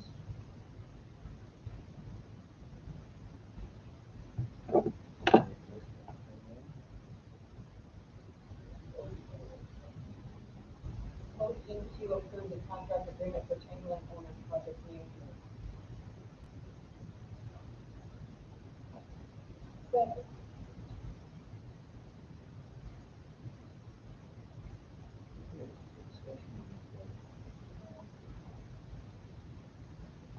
This is the item,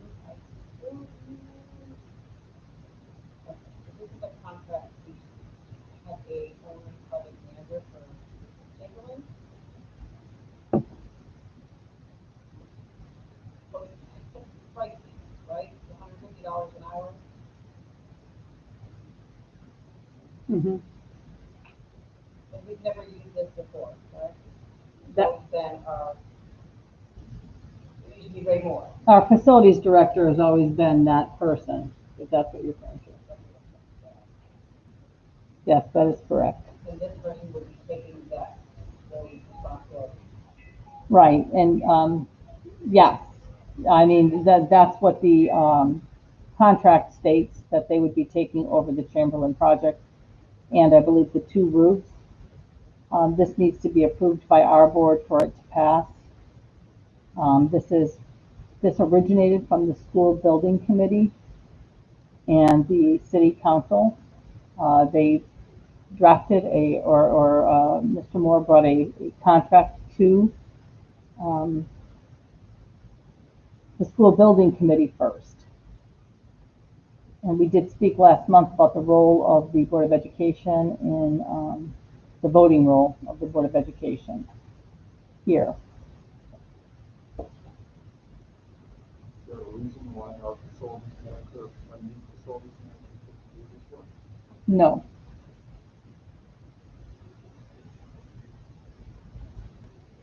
So if we approve this, we're approving this person is going to do the job. No, this is the contract, this is a proposed contract with Gray, retired principal, work for the, school building committee. Rather than which one in the case of the school facilities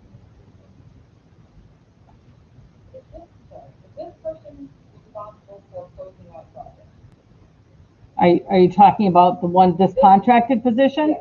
Yeah, it's my understanding in that proposal or the, when we sat with the mayor and the president of the school board, yes, they stated that yes, this person, whoever it is, what did I say? I'm sorry. Oh, sorry, school building committee, that this person would be responsible for closing out projects.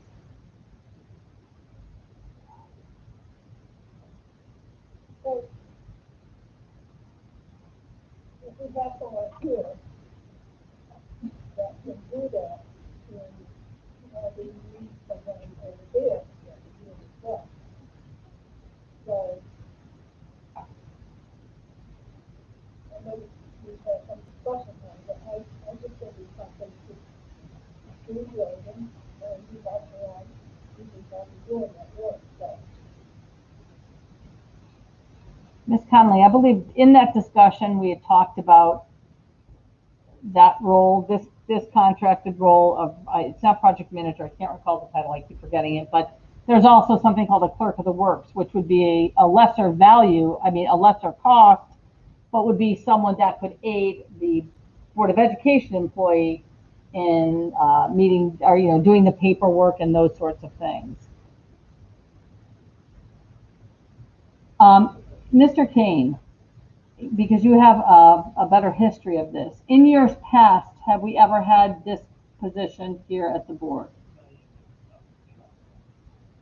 Be loud. In the past, rental facility is usually the city has an ordinance on basically all contracts need to be approved by the board of education. This transaction occurred in July. So the school building agreement approved, but the board has to approve it. This doesn't count out. This is not. So, this person is actually replacing the facility. As we all recall, the last 20 years, we have capital projects that have not been closed out, and are being closed out. And it is a very costly endeavor. When you pay a $150 to $150 per hour, now somebody oversees a large project and 2 roof projects, and there's really no need for anyone. They're very useful. Where does this money come from? A combination of the bond, the tax credit money we do in our the city, and also a portion that comes from the city tax. So, right now this is starting out this that given project maybe gets reimbursed 75%. Before it's reimbursed 80%. So it's all about 80%, 75% reimbursed from the state. So if you're paying $150 per hour, $112.50 comes from state tax, which we all are. The other $37.50 comes from us. That's city reimbursement. At the same time, as taxpayers, we're actually paying for the owner of the property. The city complained about duplication of services, right? They all the same thing, duplication of services.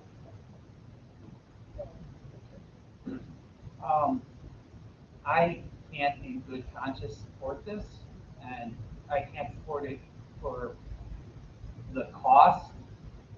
And the thing that got me directly is under the description of services, it says that this person is going to perform services similar to those that were performed when he was formerly the city and that he formally provided to the city and school building committee as chief facilities and special projects officer. We have someone filling that position. We have someone whose job it is to do these services. So I don't understand the need for this. I don't think it's ever been clearly communicated as to why having an additional person doing this is required. And if this money was to be, like, the salary of the chief, our facilities, that have our facilities department is paid out of our school budget. To take $150,000, even though that is a small amount when you're talking about a large building project, out of that to pay for a duplication of services when that money could be going into the project itself, it just doesn't make sense to me. And no one from the school building committee has articulated a need for this. No one from the city has articulated a need for this. So I just can't support it based on the fact that there's no justification for these services at this time in this amount.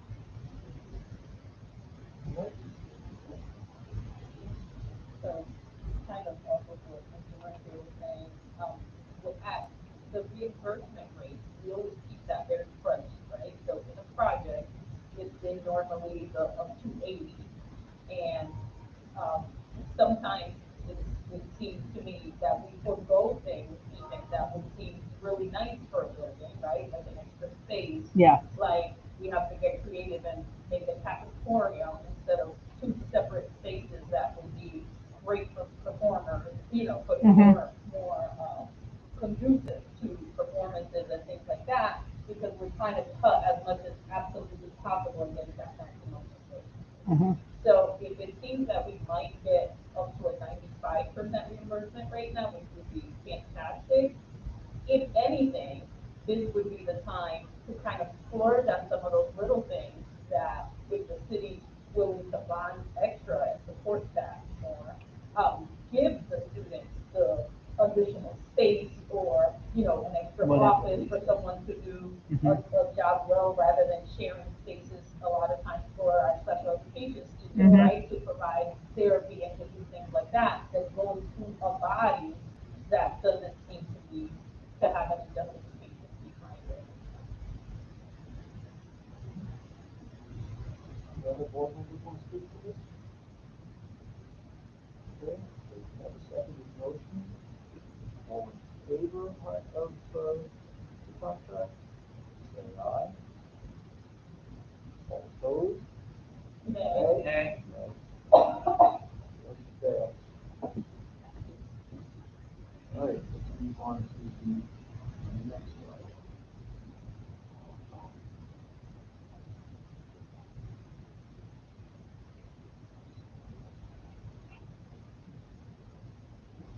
Okay, now we have the, reading the schematics for the Kingo School Foundation project. We have Mr. Dion and we have Freddie from Capital Booth and a second gentleman from Capital Booth as well. First we'll just do the flyover. So we're entering into the schematic, so we've taken the programming, we go into the schematic design phase for, which is a rough drawing to show what the building will look like. And when you would like to present that to the board tonight, this is what they call flyover. It's a short video. You want to just watch. It'll show the angles of the school from the up.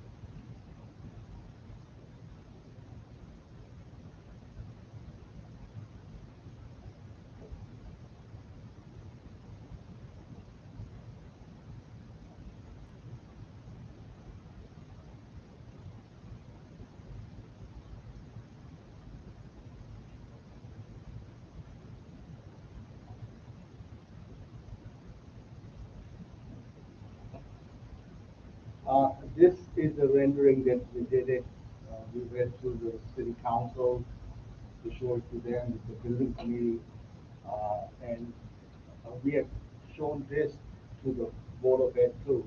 But, you know, it was like virtual, so I don't know if anybody remembers it. But this is a concept, it may change slightly, but when we finalize our documents to go out to bid that goes to the state for final approval, at that time we'll do another rendering. At that time we could see what it's gonna look like. So this is just a proposed figure. Very rough at this point, it would be much more defined. We'll have it, you know, Gives you a general idea with programming, what we're trying to accomplish, what the building would look so basically, and we have been in constant touch as per the superintendent's request with Manny and with Jonathan. Constant touch to make sure that their needs have been addressed and we have incorporated all their needs. And if there's any change we make, we immediately contact them. I just want to point out, Manny Zeldabar is our current principal at Chamberlain, and Donna Clark is related services, and the building is being designed for hearing impaired students. We have quite a large population, and one of the asks from the American School is that we cohort our kids together, so there's a community of learners. So all of the class, or one classroom per grade level, will be retrofitted or with the sound panels or whatever is needed for our students with a disability of hearing loss or deaf. So Chamberlain will be that site. So as we have moved forward from schematics to design development, that's where we are. We have already went through a virtual meeting with the state. We have periodic meetings and we meet with, you know, the school principal quite often to keep him in the loop and with Ms. Clark also. And we are in the next design development stage. So this is just for Board of Ed approval. Because schematics, we are looking for an approval for a while. But, you know, you had issues with COVID and all that. So we have moved forward to the next step. This is just a formality that board needs to just approve the schematics. Just curious, at the right side of the picture, if the little flyer would, that space, the sort of point with glass on both sides, what is that space? It's long grass. The right side of, next to the buses there. The triangle. That's the new media center. Okay. Currently, it's the admin wing, and we're Yeah. putting the new offices in the new addition. So the media center will go under that space. I know at our last time we were looking at this, there was a number of people raised concerns about having a dedicated auditorium or music space. Is that something, it looks like that's been maintained in this? It has, yes, we have a plan remains, this is the music room. And these are the floor plans, so this is the lower level, which will in-house the cafeteria, as it is now with the kitchen. Off to the right is resource activity rooms. And steam rooms at the top, by the cafeteria. And there's also the nurses area for the community. School-based health. School-based health. We'll have a full school-based. If you move over to the next slide, it will be our main level. You'll see, actually one more, that's the second one.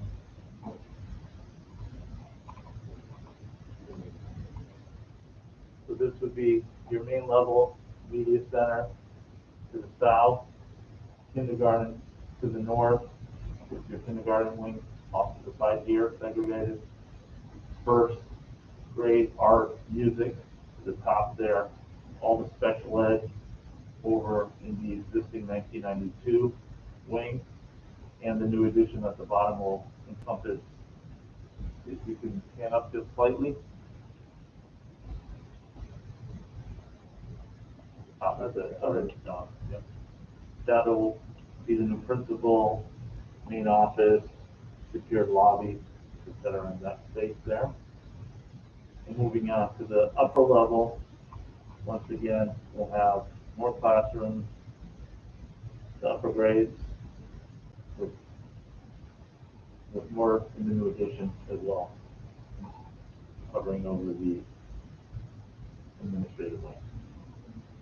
My understanding too, I think this just answered, let me know that school-based health centers are now included as part of the reimbursement. That's what, The reimbursable expenses, and this is the first time we're benefiting from that.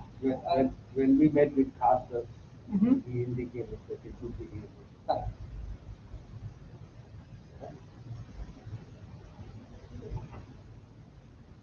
What's the difference in the number of classrooms? Are we increasing the number of classrooms? We have K through 5, and currently, I believe that's what it is, and we are currently between 4 and 5 per grade level, and special ed, the special ed rooms that are added on, or added throughout the building, so we didn't have something. And we compensated the one from the portable. Correct. So Right. the portables will So it go. will not be the portable, all kids will be. It's all compensated in the building. Yep.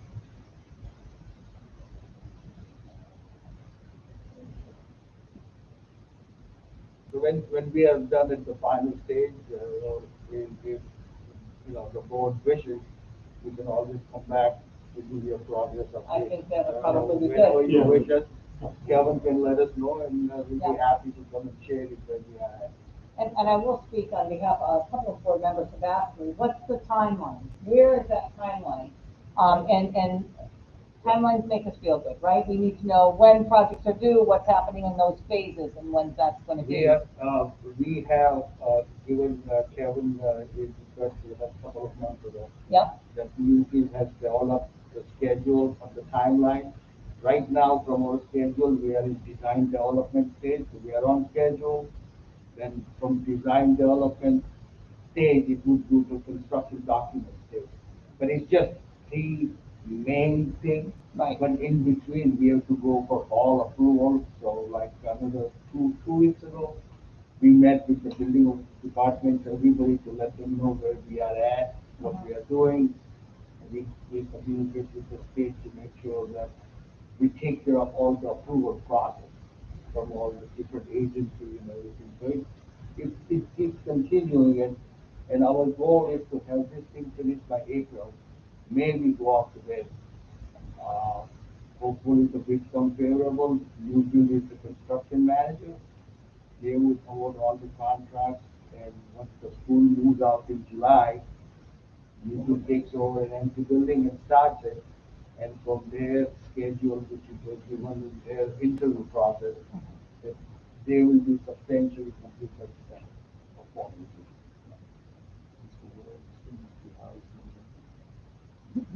Sacred Heart is. Sacred Heart, where, you know. It's in the works. Right. Sacred Heart. There is enough room for all of our students to be at Sacred Heart. That's still occupied, correct? It will be. This is their final year. I think they have 60 students there now. So we're not gonna run into a Pope John Paul situation. The Pope John Paul? It was Pope John Paul. Were there children there? No, they are Oh. not there. It was empty. No, it was empty, and then we spent a lot of money to. Oh, right. Well, This- you know, This one is in a better shape. yeah. Hard. Green space is really difficult to No, find. I know. Yeah, it's in much better shape. than- It is. We toured it this summer, I believe. I can't even Yeah. remember dates anymore, but we did tour it. Yeah. Much larger than you'd think. Yeah. So that will be our swing space. All right. We just need the board just for purpose of the day to approve the schematic. Okay? Thank you very much. Thank you, Nancy. Appreciate it. Thank you. Yeah. Okay. All in favor of approving the schematics? Say aye. Aye. Any opposed? Abstentions? Motion carries. All right. Motion to approve, the, policy 6146.22, which is revised special graduation requirements for the class of 2021. Second. Second. Okay. The main changes to this is because of the limited contact time that students have and all of the other things that we're dealing with remote versus hybrid, etc. The ask was to remove the capstone requirement, which would drop our graduation requirements to 22, which is still within the state allowable credits. And also because there's a lot of uncertainty around things like the ACTs and the SATs and those other things that fell into the large workout section for the district performance standards, that was largely removed. At policy, we asked that the administration keep in some sort of counseling that had the decision, the goal of making sure that our seniors are getting some sort of guidance and preparations for the next step, be that college after or career readiness. So that's what that paragraph at the top there is requiring that the seniors are going to meet with guidance counselors and career center staff twice throughout their senior year to make plans for high school graduation. And then the only other thing would be leaving in the area for the seal of high literacy. I don't want to speak for Damon. Mike, you can, but it's for this year, I believe. It is for this year. In different chapters, they were working out through March and I know. Some states on this, so that's why I want to get this out front. Yes, Nancy, it's this year only. Okay. Thank you, Laura. Yeah, and it says it right on there. It says it's only for the class of 2021. Sorry. That's okay. Okay, that's fine. Further discussion? All in favor, say aye. Aye. Next. The digital arts curriculum.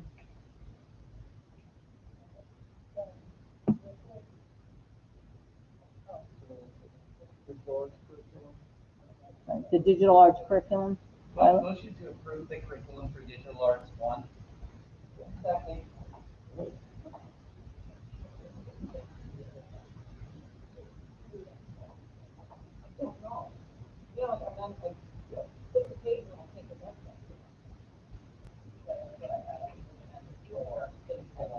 Oh,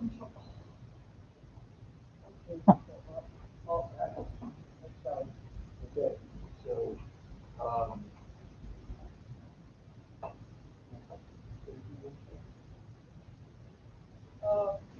Yeah, the clerking presented to us at the curriculum and finance committee, well,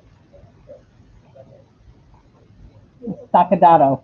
yeah, I'm like, I care about that, not about the right now. Yeah, they just explained what this, digital art curriculum, will look like, that they put together, and, will let us get, we ask questions about like the software, things we're using, things that we're doing, and whatever. And it's written for, course 1, but they did say that it's a possibility to kind of continue it and develop, 2 and things like that for continuity and for anyone who might not,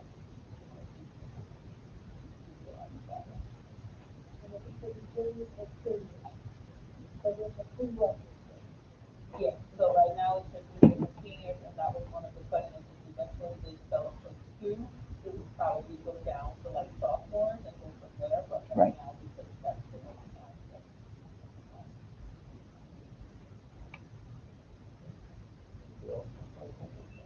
Looks like a really cool course. yeah. It really did. What Superintendent Sarah said, it looked very well designed. I like the ties to the national standards. I like the fact that it's very 21st century and it's very flexible to meet students and engage them with them. So, yeah, very well said. All in favor?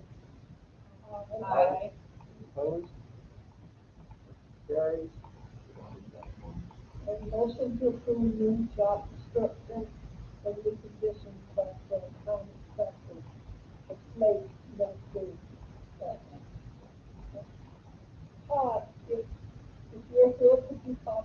this? Mr. Verdi? Mr. Verdi, I see that you're on here. Can you talk a little bit about the climate specialist position, please?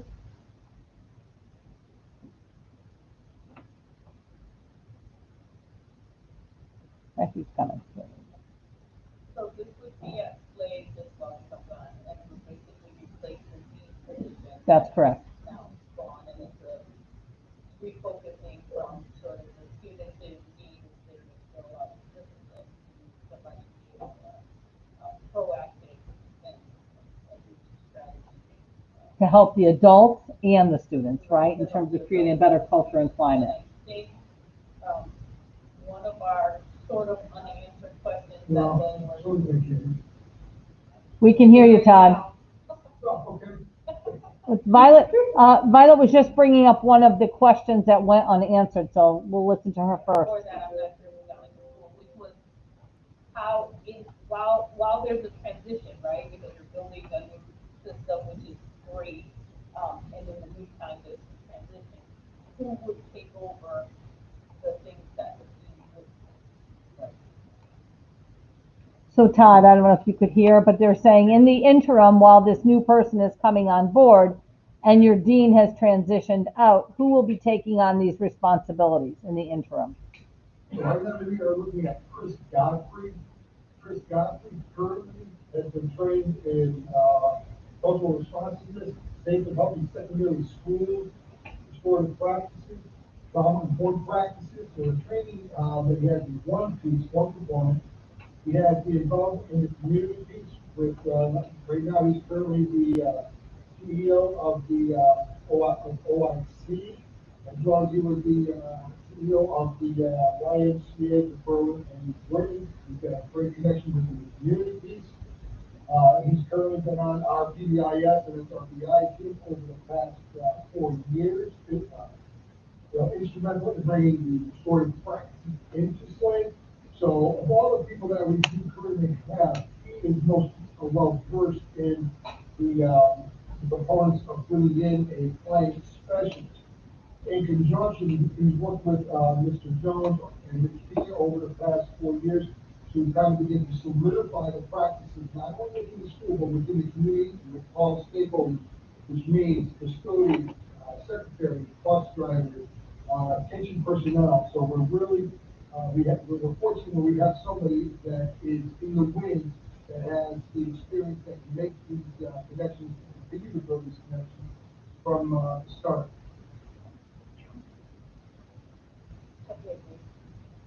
Was that your question? No. Okay, I didn't think so. Which, if that's great, it's cool, that's fine. But the question is, as this new person, be it this person they mentioned or someone else, builds this new restorative and everything else system, right? There will be some in between where somebody still has to do kind of what the old system did. And it seems like a lot for somebody to build all this and do 100% of what the old position did. So in the meantime, who is taking on, like, here's this kid with a referral or whatever, or is this person expected to do all of that and build a whole? Did you hear Todd? I think that's the piece, man. I'm going to restate it, and I hope in the meantime, while this new person is onboarding, right, the shift doesn't happen overnight for kids, right? They're still going to act the way they're going to act. And while you are building capacity with this new person to make a better culture climate so kids are making better decisions and you're moving towards restorative, who's going to handle the ones that still are living in the old world? Did I say that correctly, Violet? Is that it? That's good? Okay. Okay, so currently we have these components in place. They all exist. I don't really want to say in isolation, but in isolation. The climate specialists will bring these positions together in the realm of culture and climate in that domain. And what that will allow us to do is to begin to align the practices in conjunction with the district. When we talk about the district and readiness unit, we're looking for alignment from the academic realm, also through that culture and climate realm. And this does it it just brings these components together in alignment, which works out really well because the teachers have already been receiving training on it. And now it's about writing this additional training, coaching, and support into their daily practice. So the person that is on site that can do this, Chris Godfrey, has been working in this capacity over the past 3 to 4 years regarding it. So these systems will continue to run, but they'll be able to run more efficiently because we'll have more efficient systems and processes that guide them. Gail has a follow-up. Yeah. So in the interim, now you have no deans, and you're gonna bring in a new person to catch them up to speed. Who's doing the dean's old job? Who's doing the dean's old job? Is it Mr. Godfrey? Is he taking on this whole ball of wax? That's correct. What's happening is as the dean is being trained on over the next couple of years in transition, Mr. Godfrey as the running coach specialist will assume these responsibilities, yes. So, things like the eighth grade trip, the dances, Eighth grade trip, dances, all the extras that the, all that necessarily is not necessarily part of their duty. Who's going to do all of that? Okay, great question, and those actually do fall under the culture and climate committee of the school. Culture and climate is so important is that we, in our alignment with the state and going through our commission network and our city, have identified 3 areas, culture and climate being one of them. These topics, these pieces come under the culture and climate piece of the lead teacher team, in which the TPIS and SRBI components will absorb these pieces and be responsible for them. So if you have a student that's acting up in the classroom, he's going to be the person to go down and get the student and bring them back and do whatever they do to resolve the issue, like day to day. I'm sorry, I did not get that. oh. So you're saying the day-to-day stuff that the former dean did, you're saying that this climate specialist is doing that? I'm saying that those rules are going to become part of the climate specialist responsibility and the climate team. So for example, we have the climate specialist, currently have a dean, we have multiple BSAs within our system. These are all tier 1 systems. Our goal is to keep our students in school. So what we've got to do is we have to teach those tier 1 strategies and supports to staff, students, to all stakeholders to make sure that we're able to keep the students in school. Our biggest thing is that when we initiated and implemented the restorative practices in, that the second year we saw a drop-off. Upon analysis of the data for the drop-off was that we did not have the appropriate staffing to complete the restorative conferences with the teachers and the students. So that's one of our goals, is that we reshuffle and repurpose our current staff to be able to meet those goals, to have those restorative conferences with the students. And everybody knows, building those interpersonal relationships will benefit us in the long run. Thank you. You're welcome.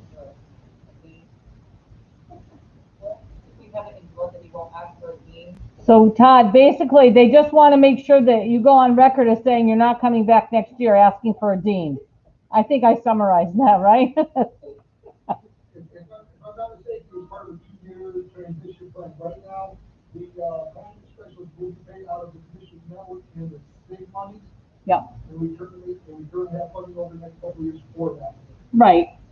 And then when the funding is up, the position goes away, or we find a way to say it's working, we have to forego something else, right? Unless we get a windfall of money.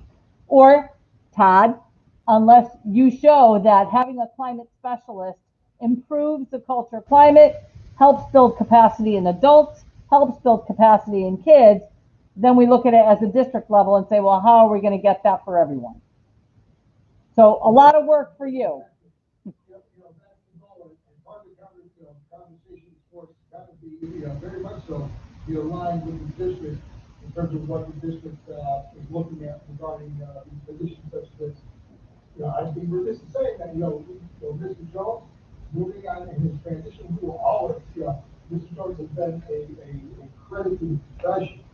And we are going to miss him. Fortunately, we're going to be able to have a process put in terms as we move through this transition. Good luck. Andy's coming out of retirement. Lila had a question. Yeah, I just want to add, After working so many years with Mr. Jones, he has brought these components to the table. Yeah. When we talk about having a climate specialist, we look at it and say, what are those components that we really want? And in working with James, when we look at the community relationships, relationships with all stakeholders, those are those pieces that we need to make sure to live on throughout, state middle school. Great. Ms. Sims Dr. Sims had a question. yeah, no, I just was gonna say that Oh. I'm 100% supportive of that and of, moving away from punitive to restorative practices and corporate climate, and we know that research will tell us that that is going to be successful. Absolutely. If that's implemented. So my question about the duties and support are more about making sure that someone is not so overwhelmed in that work that they don't actually end up doing these new pieces that we're talking about, right? They get boggled down day to day, which can happen very quickly, especially in middle school. Amen. Right. Right? With this one's acting up in classes, and not get to those things, then that's where it's not going to work. Correct. And then that's where it's like, oh, look, we tried this thing and it didn't work. Right. But it wasn't implemented. It might have been that it wasn't implemented correctly. So that is, for me, the reason behind asking what the kind of additional support is with those little things, while we put on these giant tabs. Shifting Maybe some practice. existing pieces, bringing them together, but right. It's still gonna take a lot to work in pieces, but I'm with it. That's a great statement, because that's what we did find in our second year, was that we were a little bit overwhelmed, we did not have the resources for this. That's why I moving forward, we now currently have a reported team and our PBIS, SRBI school-wide team to support the process. In part of this, we recruit our school social worker, as well as our 1.5 guidance counselors to support this process, as well as our BSAs and our dean. So you can see that we are really repurposing the staff to meet the needs that we see are approaching us.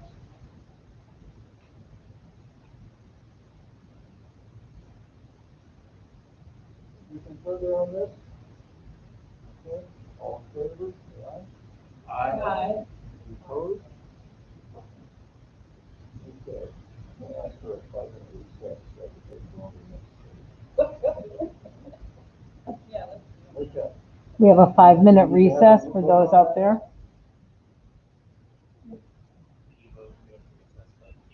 Okay, we're gonna take a 5-minute recess.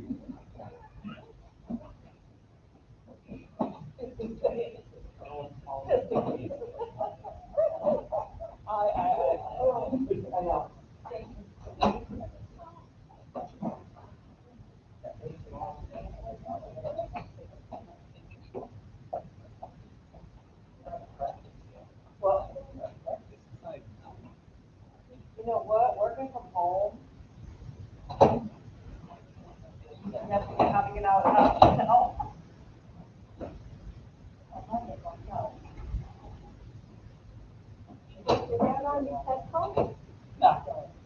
Just that way I don't leave. I have lots more hats, I leave them on the seat and go dropping them, so when I get up, I put it on my head, I sit back down, I take.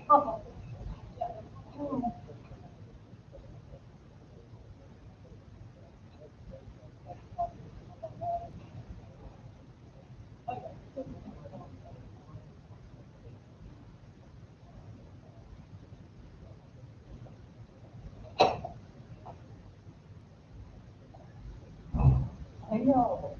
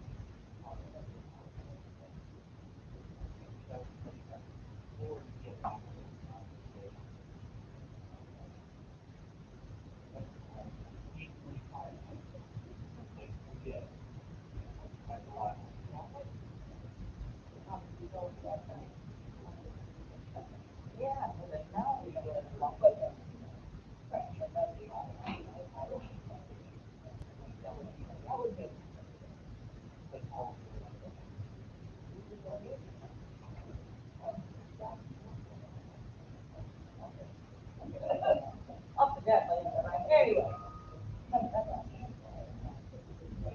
So.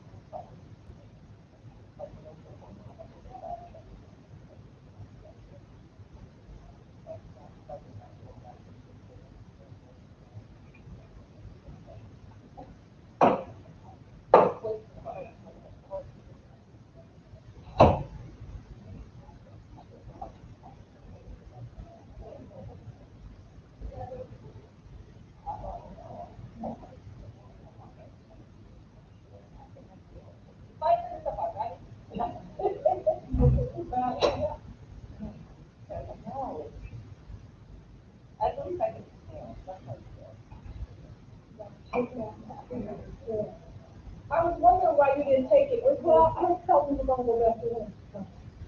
Mm-mm. Wow. Yeah, tomorrow.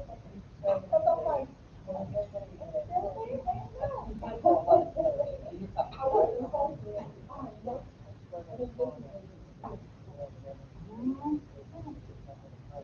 Kind of like, when I worked at the state, you couldn't leave anything in the refrigerator. You go back to your lunch, forget it.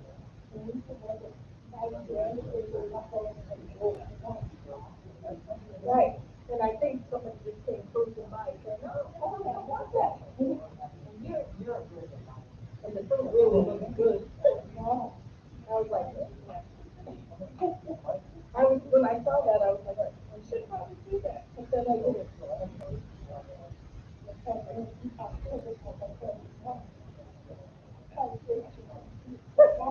Played that football player so good.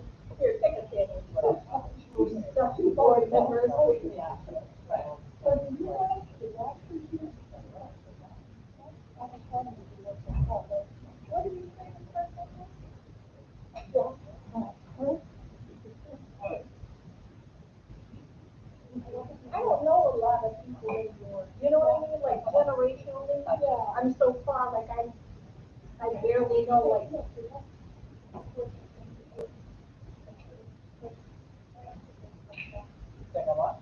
Not a free person.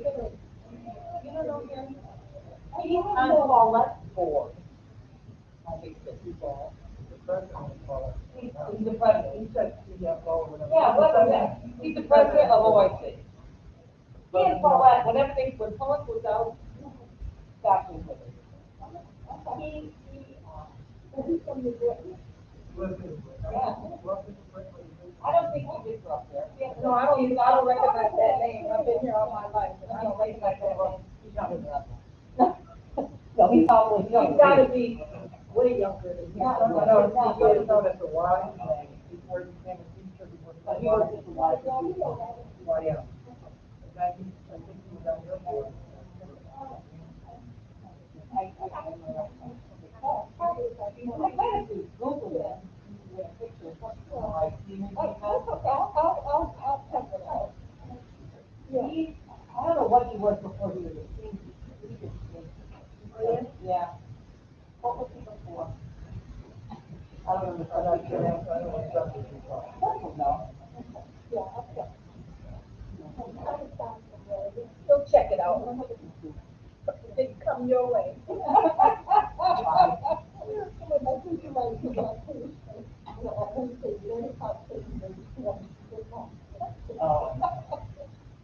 I know.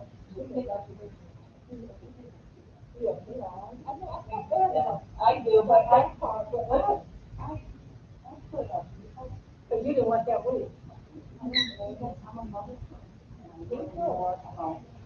Sometimes I can switch, but I'm not a mother, and because I work with so many kids over the years, I could not in good conscience say that's okay. Because if you are that adamant about your child playing sports, then take the rest and then let them go wherever they, it's awful to say it that way, but the fact of the matter is, COVID cases are going on the rise here. And guess where those kids are gonna be? They don't have any signs or symptoms, they're coming back into the school. Then, you understand? We asked the governor to put an executive order in place. That was not us, from that. Remember, the village was spoken on behalf of all the superintendents. He wanted to, but then Fairfield County wanted I to know. go forward. And that's The what thing is happened. that, because that's where he's from, and so the thing is like, come on, help us out here. Our kids are trying to go to college, you gotta help us out. So that's why he was stuck, because he really wanted to go with no. But he gets stuck because people get, I understand, you want your kid to go to college, you want them to have every opportunity. But the issue for me is that overall, I just can't, because they're gonna come back into the school.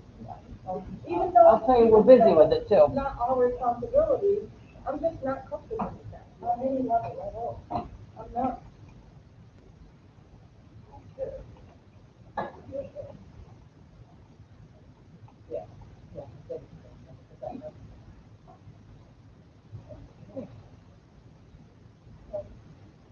Oh,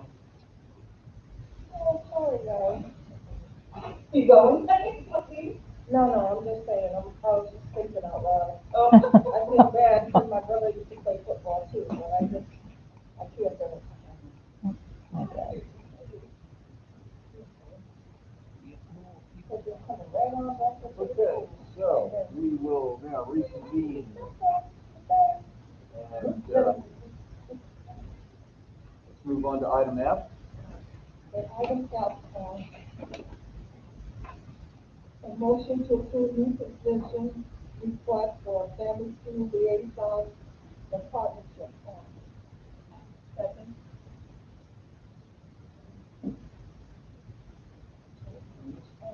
If you don't have any questions, it's not. Okay. So no questions. All in favor? Aye. Any opposed? Motion carries. And item G. Item G, motion to approve new position request for a point four native language support assistant for Newton High School, Pulaski, the rather smaller display school, 7 positions altogether, separate. And I think they mentioned that these would be Spanish and Arabic. Yep.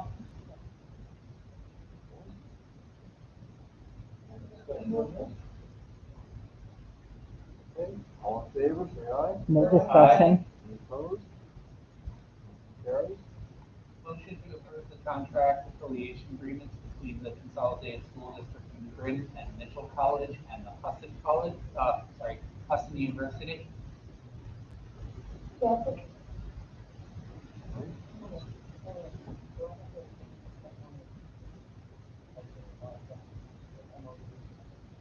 I have to abstain. There's a question about conflict of interest. Hey, you're not financially benefiting from it, but Okay. you can if you feel.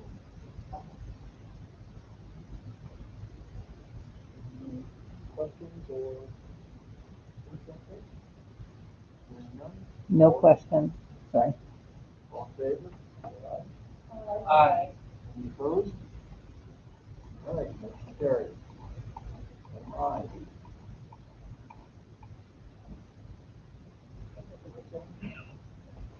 Purchase order for curriculum renewal professional learning project for Ed Advance for 2020 to 2021. Second. So it's continuing their work, right? We had the big presentation, we thought we were going to put it on consent, but we thought it would be a bigger matter. It's continuing their work to do the work. And now there are big funds from multiple schools, all commissioners that work. Mm-hmm. So amount for this contract is $1.7 million. That's including all the new instructional coaches that were hired also and are at the building levels now. All right. Discussion on this item? All in favor? No discussion. Aye. Any opposed? Passed unanimously. Item J. Please put this order and big waiver for services rendered by school climate consultant LLC for staff tax allowances. So this was already done. Commissioner Network.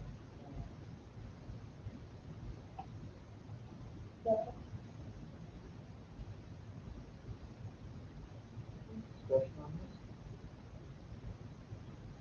All in favor, say aye. Aye. Carries.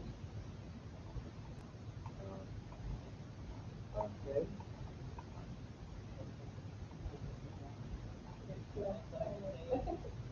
Approved purchase order, bid waiver, and contract between Mr. Braulio Santiago of Launching Leader in Education and Consolidated School District of New Britain for $16,500. This one has no information. Second. More information about this? I'm going to see if Ms. Robles is on the call. Give me a second, sorry. She is. Ms. Robles, can you speak to this, please?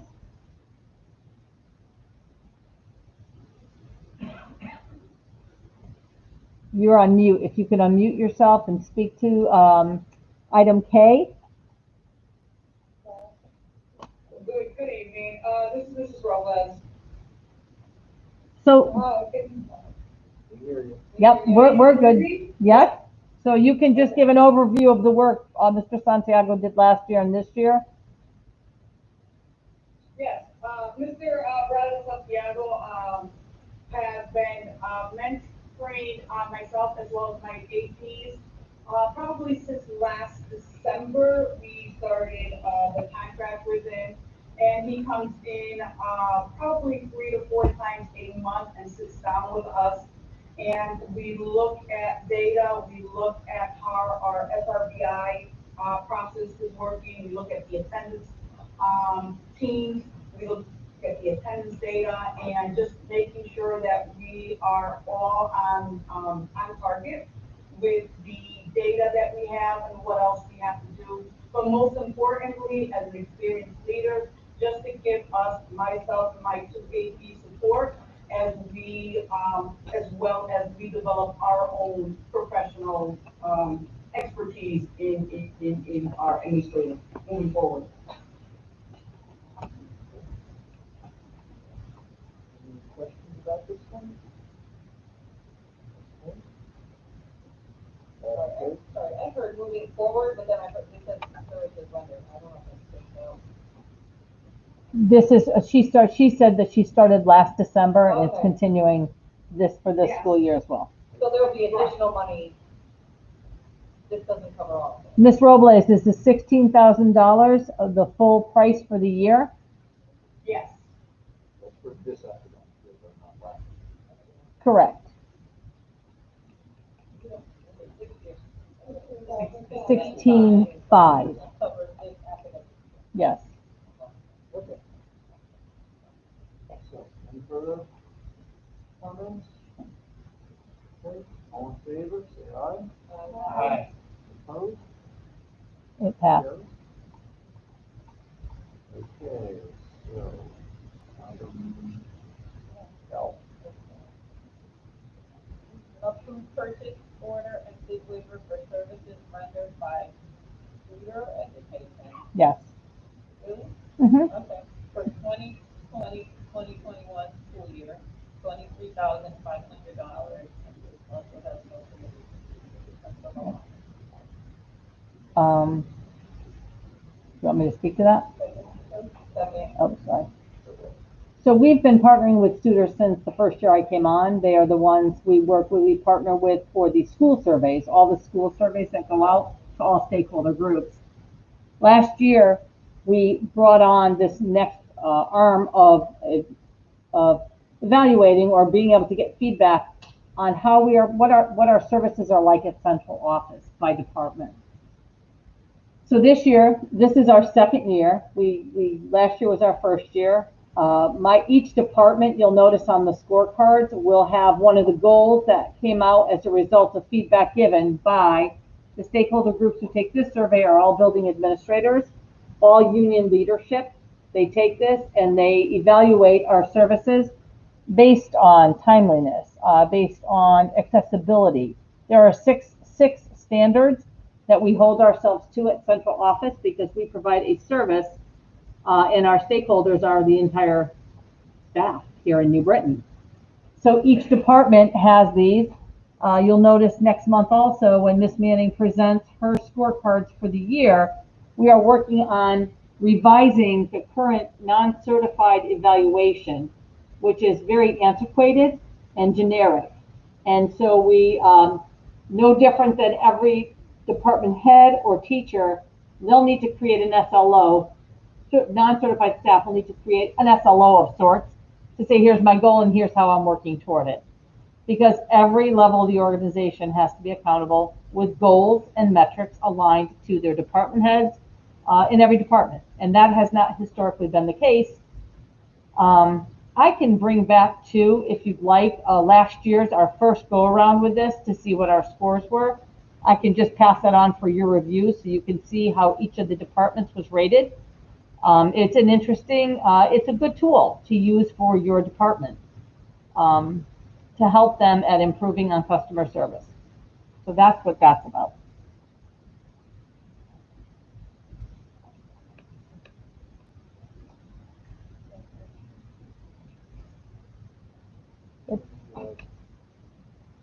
Questions?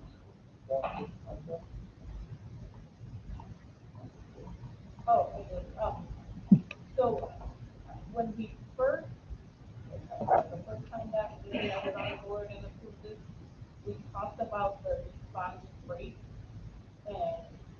The response rate? Yeah, to those like climate surveys, and it was really, really low back then. So.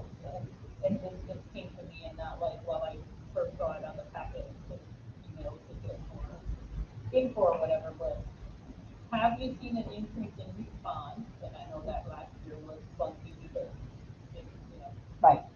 So at the building level, we have, but this piece of it, we only did for our first year last year, so I have nothing to compare it to.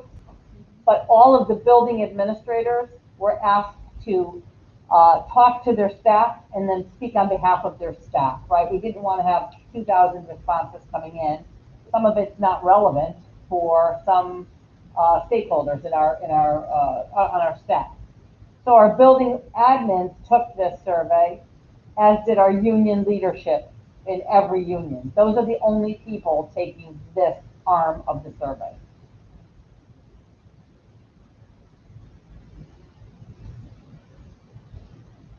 And we had a good response last year for the first time. I would say near 100% of the people took the survey and gave feedback.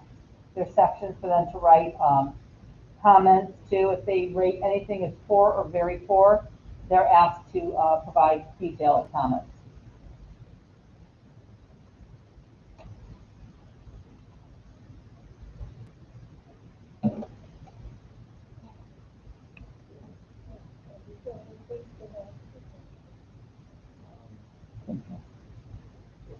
Finish with this one first.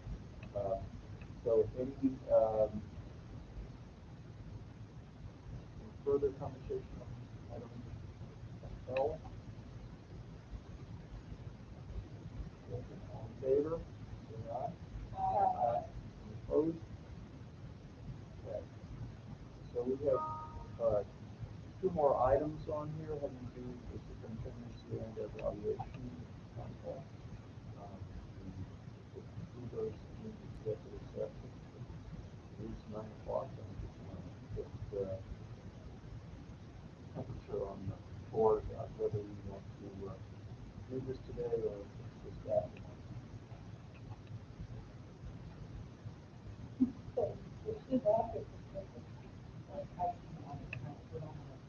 contractually, does it matter when we vote?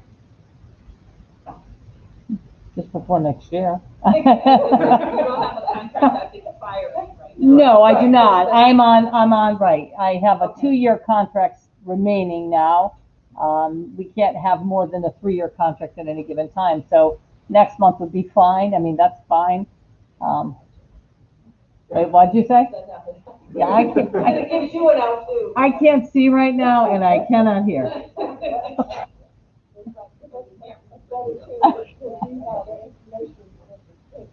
Yeah, I was about to say, I would just say if we're going to push it off, making sure that it's not something that we are continually pushing off, and if we need to at some point schedule a special meeting to tackle that specifically. That would be nice.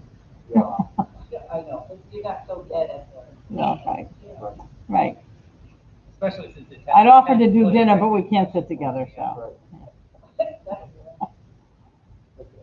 so, we will look at trying to schedule one. Okay. It'll only take 5 minutes. You didn't see all my chalk writing in there? No, did you put writing in there? Oh, okay. Yeah. Listen, but that's why I gave you a kind of an overview too, right? You get the Spark Notes and you get the comprehensive text. I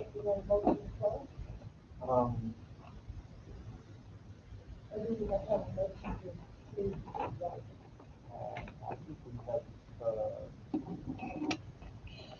I would like a motion, make a motion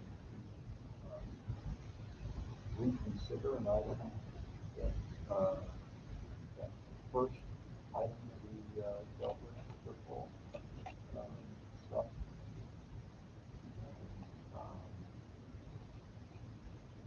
There's more information that you got? There is some more information. Mr. Bodie has provided his plan, like his mitigating strategy, his plan for the season. So let me ask first of all, because I've never dealt with the motion to reconsider before, what's the procedure? Motion to reconsider needs a second. And the motion needed to be made by someone who was in the prevailing side that you were. And it is a majority vote. It's non-debatable. The motion to reconsider is non-debatable. But then the question is, because the original question was debatable, it can be debated again as. Okay, so we have the motion to reconsider the height and second. So all in favor of revisiting that, issue of that football, say aye. Aye. Any opposed? Abstentions? One opposed? Okay. Any abstentions? Okay, so the motion to reconsider carries. And now, we will discuss. So he does apologize because he was not, he's prepared, but he was not prepared to present, he didn't send it over. He sent his return to play action plan. I did request him to remove Chesley as part of the playing field because that is an uncontrollable environment. So he has done that. It's basically, if NBHS closes, they shut down. If the state shuts down, they shut down. If they have a case of a team, they shut down. So they do have a plan in place to handle COVID and a rise in numbers. They just were not prepared to present like Lenny was, and they weren't allowed to come in, so they do have a plan. So if they don't use testing, what do they use? The vet, so that's a controlled environment, so veterans get in and out. Where is this place at? Veterans stadium. Okay. Yeah, so it's controlled. Chesley is not a controlled environment, so any Sunday if you go there, it's anybody, and I don't know how many people, because you can't count. You bring high, you stand there with a clicker, and you say 100, whatever, I think they're going at 150, October 8th, so you stand there with a clicker and you say, sorry. So I don't know if you had a chance to read it, he was gonna send it to everybody.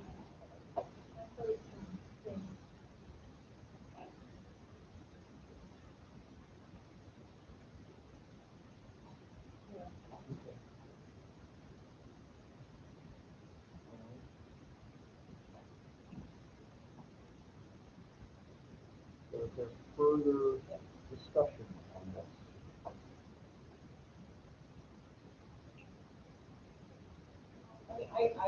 I understand everybody's precautions and why you may have said no, abstain or whatever. I know these kids and their coaches and they're not gonna let us do. I can't say they're not gonna let them get COVID, but they're doing everything possible to keep them protected.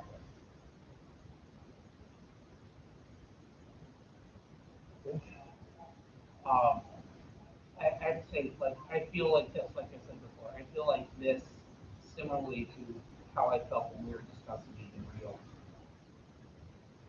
And it was a very tough decision because, I mean, I have two small children, both of who I send to school.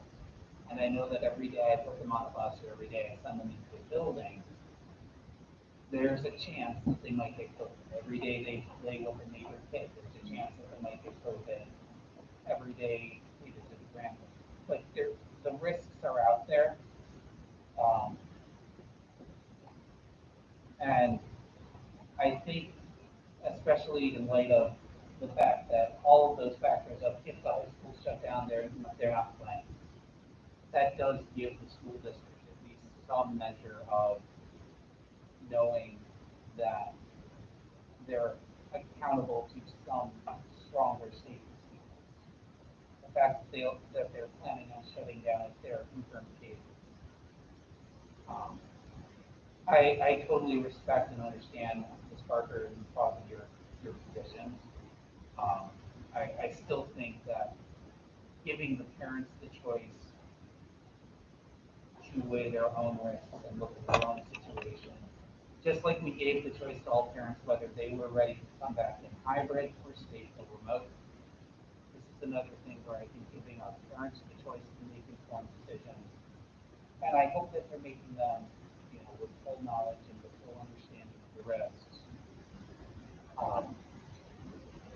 And I feel like that the league is going to try to do their best to keep these kids safe. I hope they are. I would probably be one that's on the sidelines too.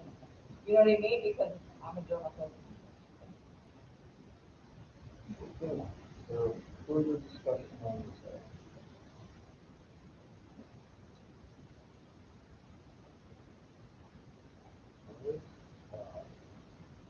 All in favor? All opposed? Any abstentions?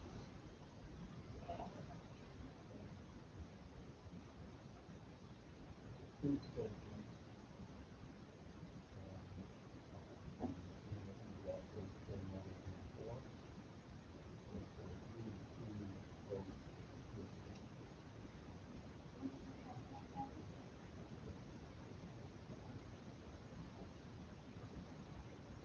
So the motion goes.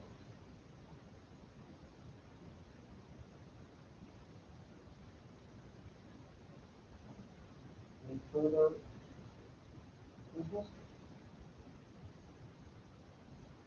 All right. Motion is done. There's one that doesn't need. Okay.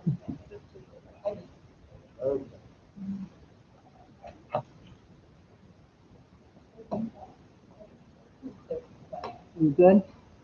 You're driving home. Please. Motion, All right, everyone. we've adjourned. We are all Thank you. I set. forgot to tell Have a them. great night. Leave them all. Let them just stay online. They're all sleeping behind that phone. I was gonna say, Matt left anyway.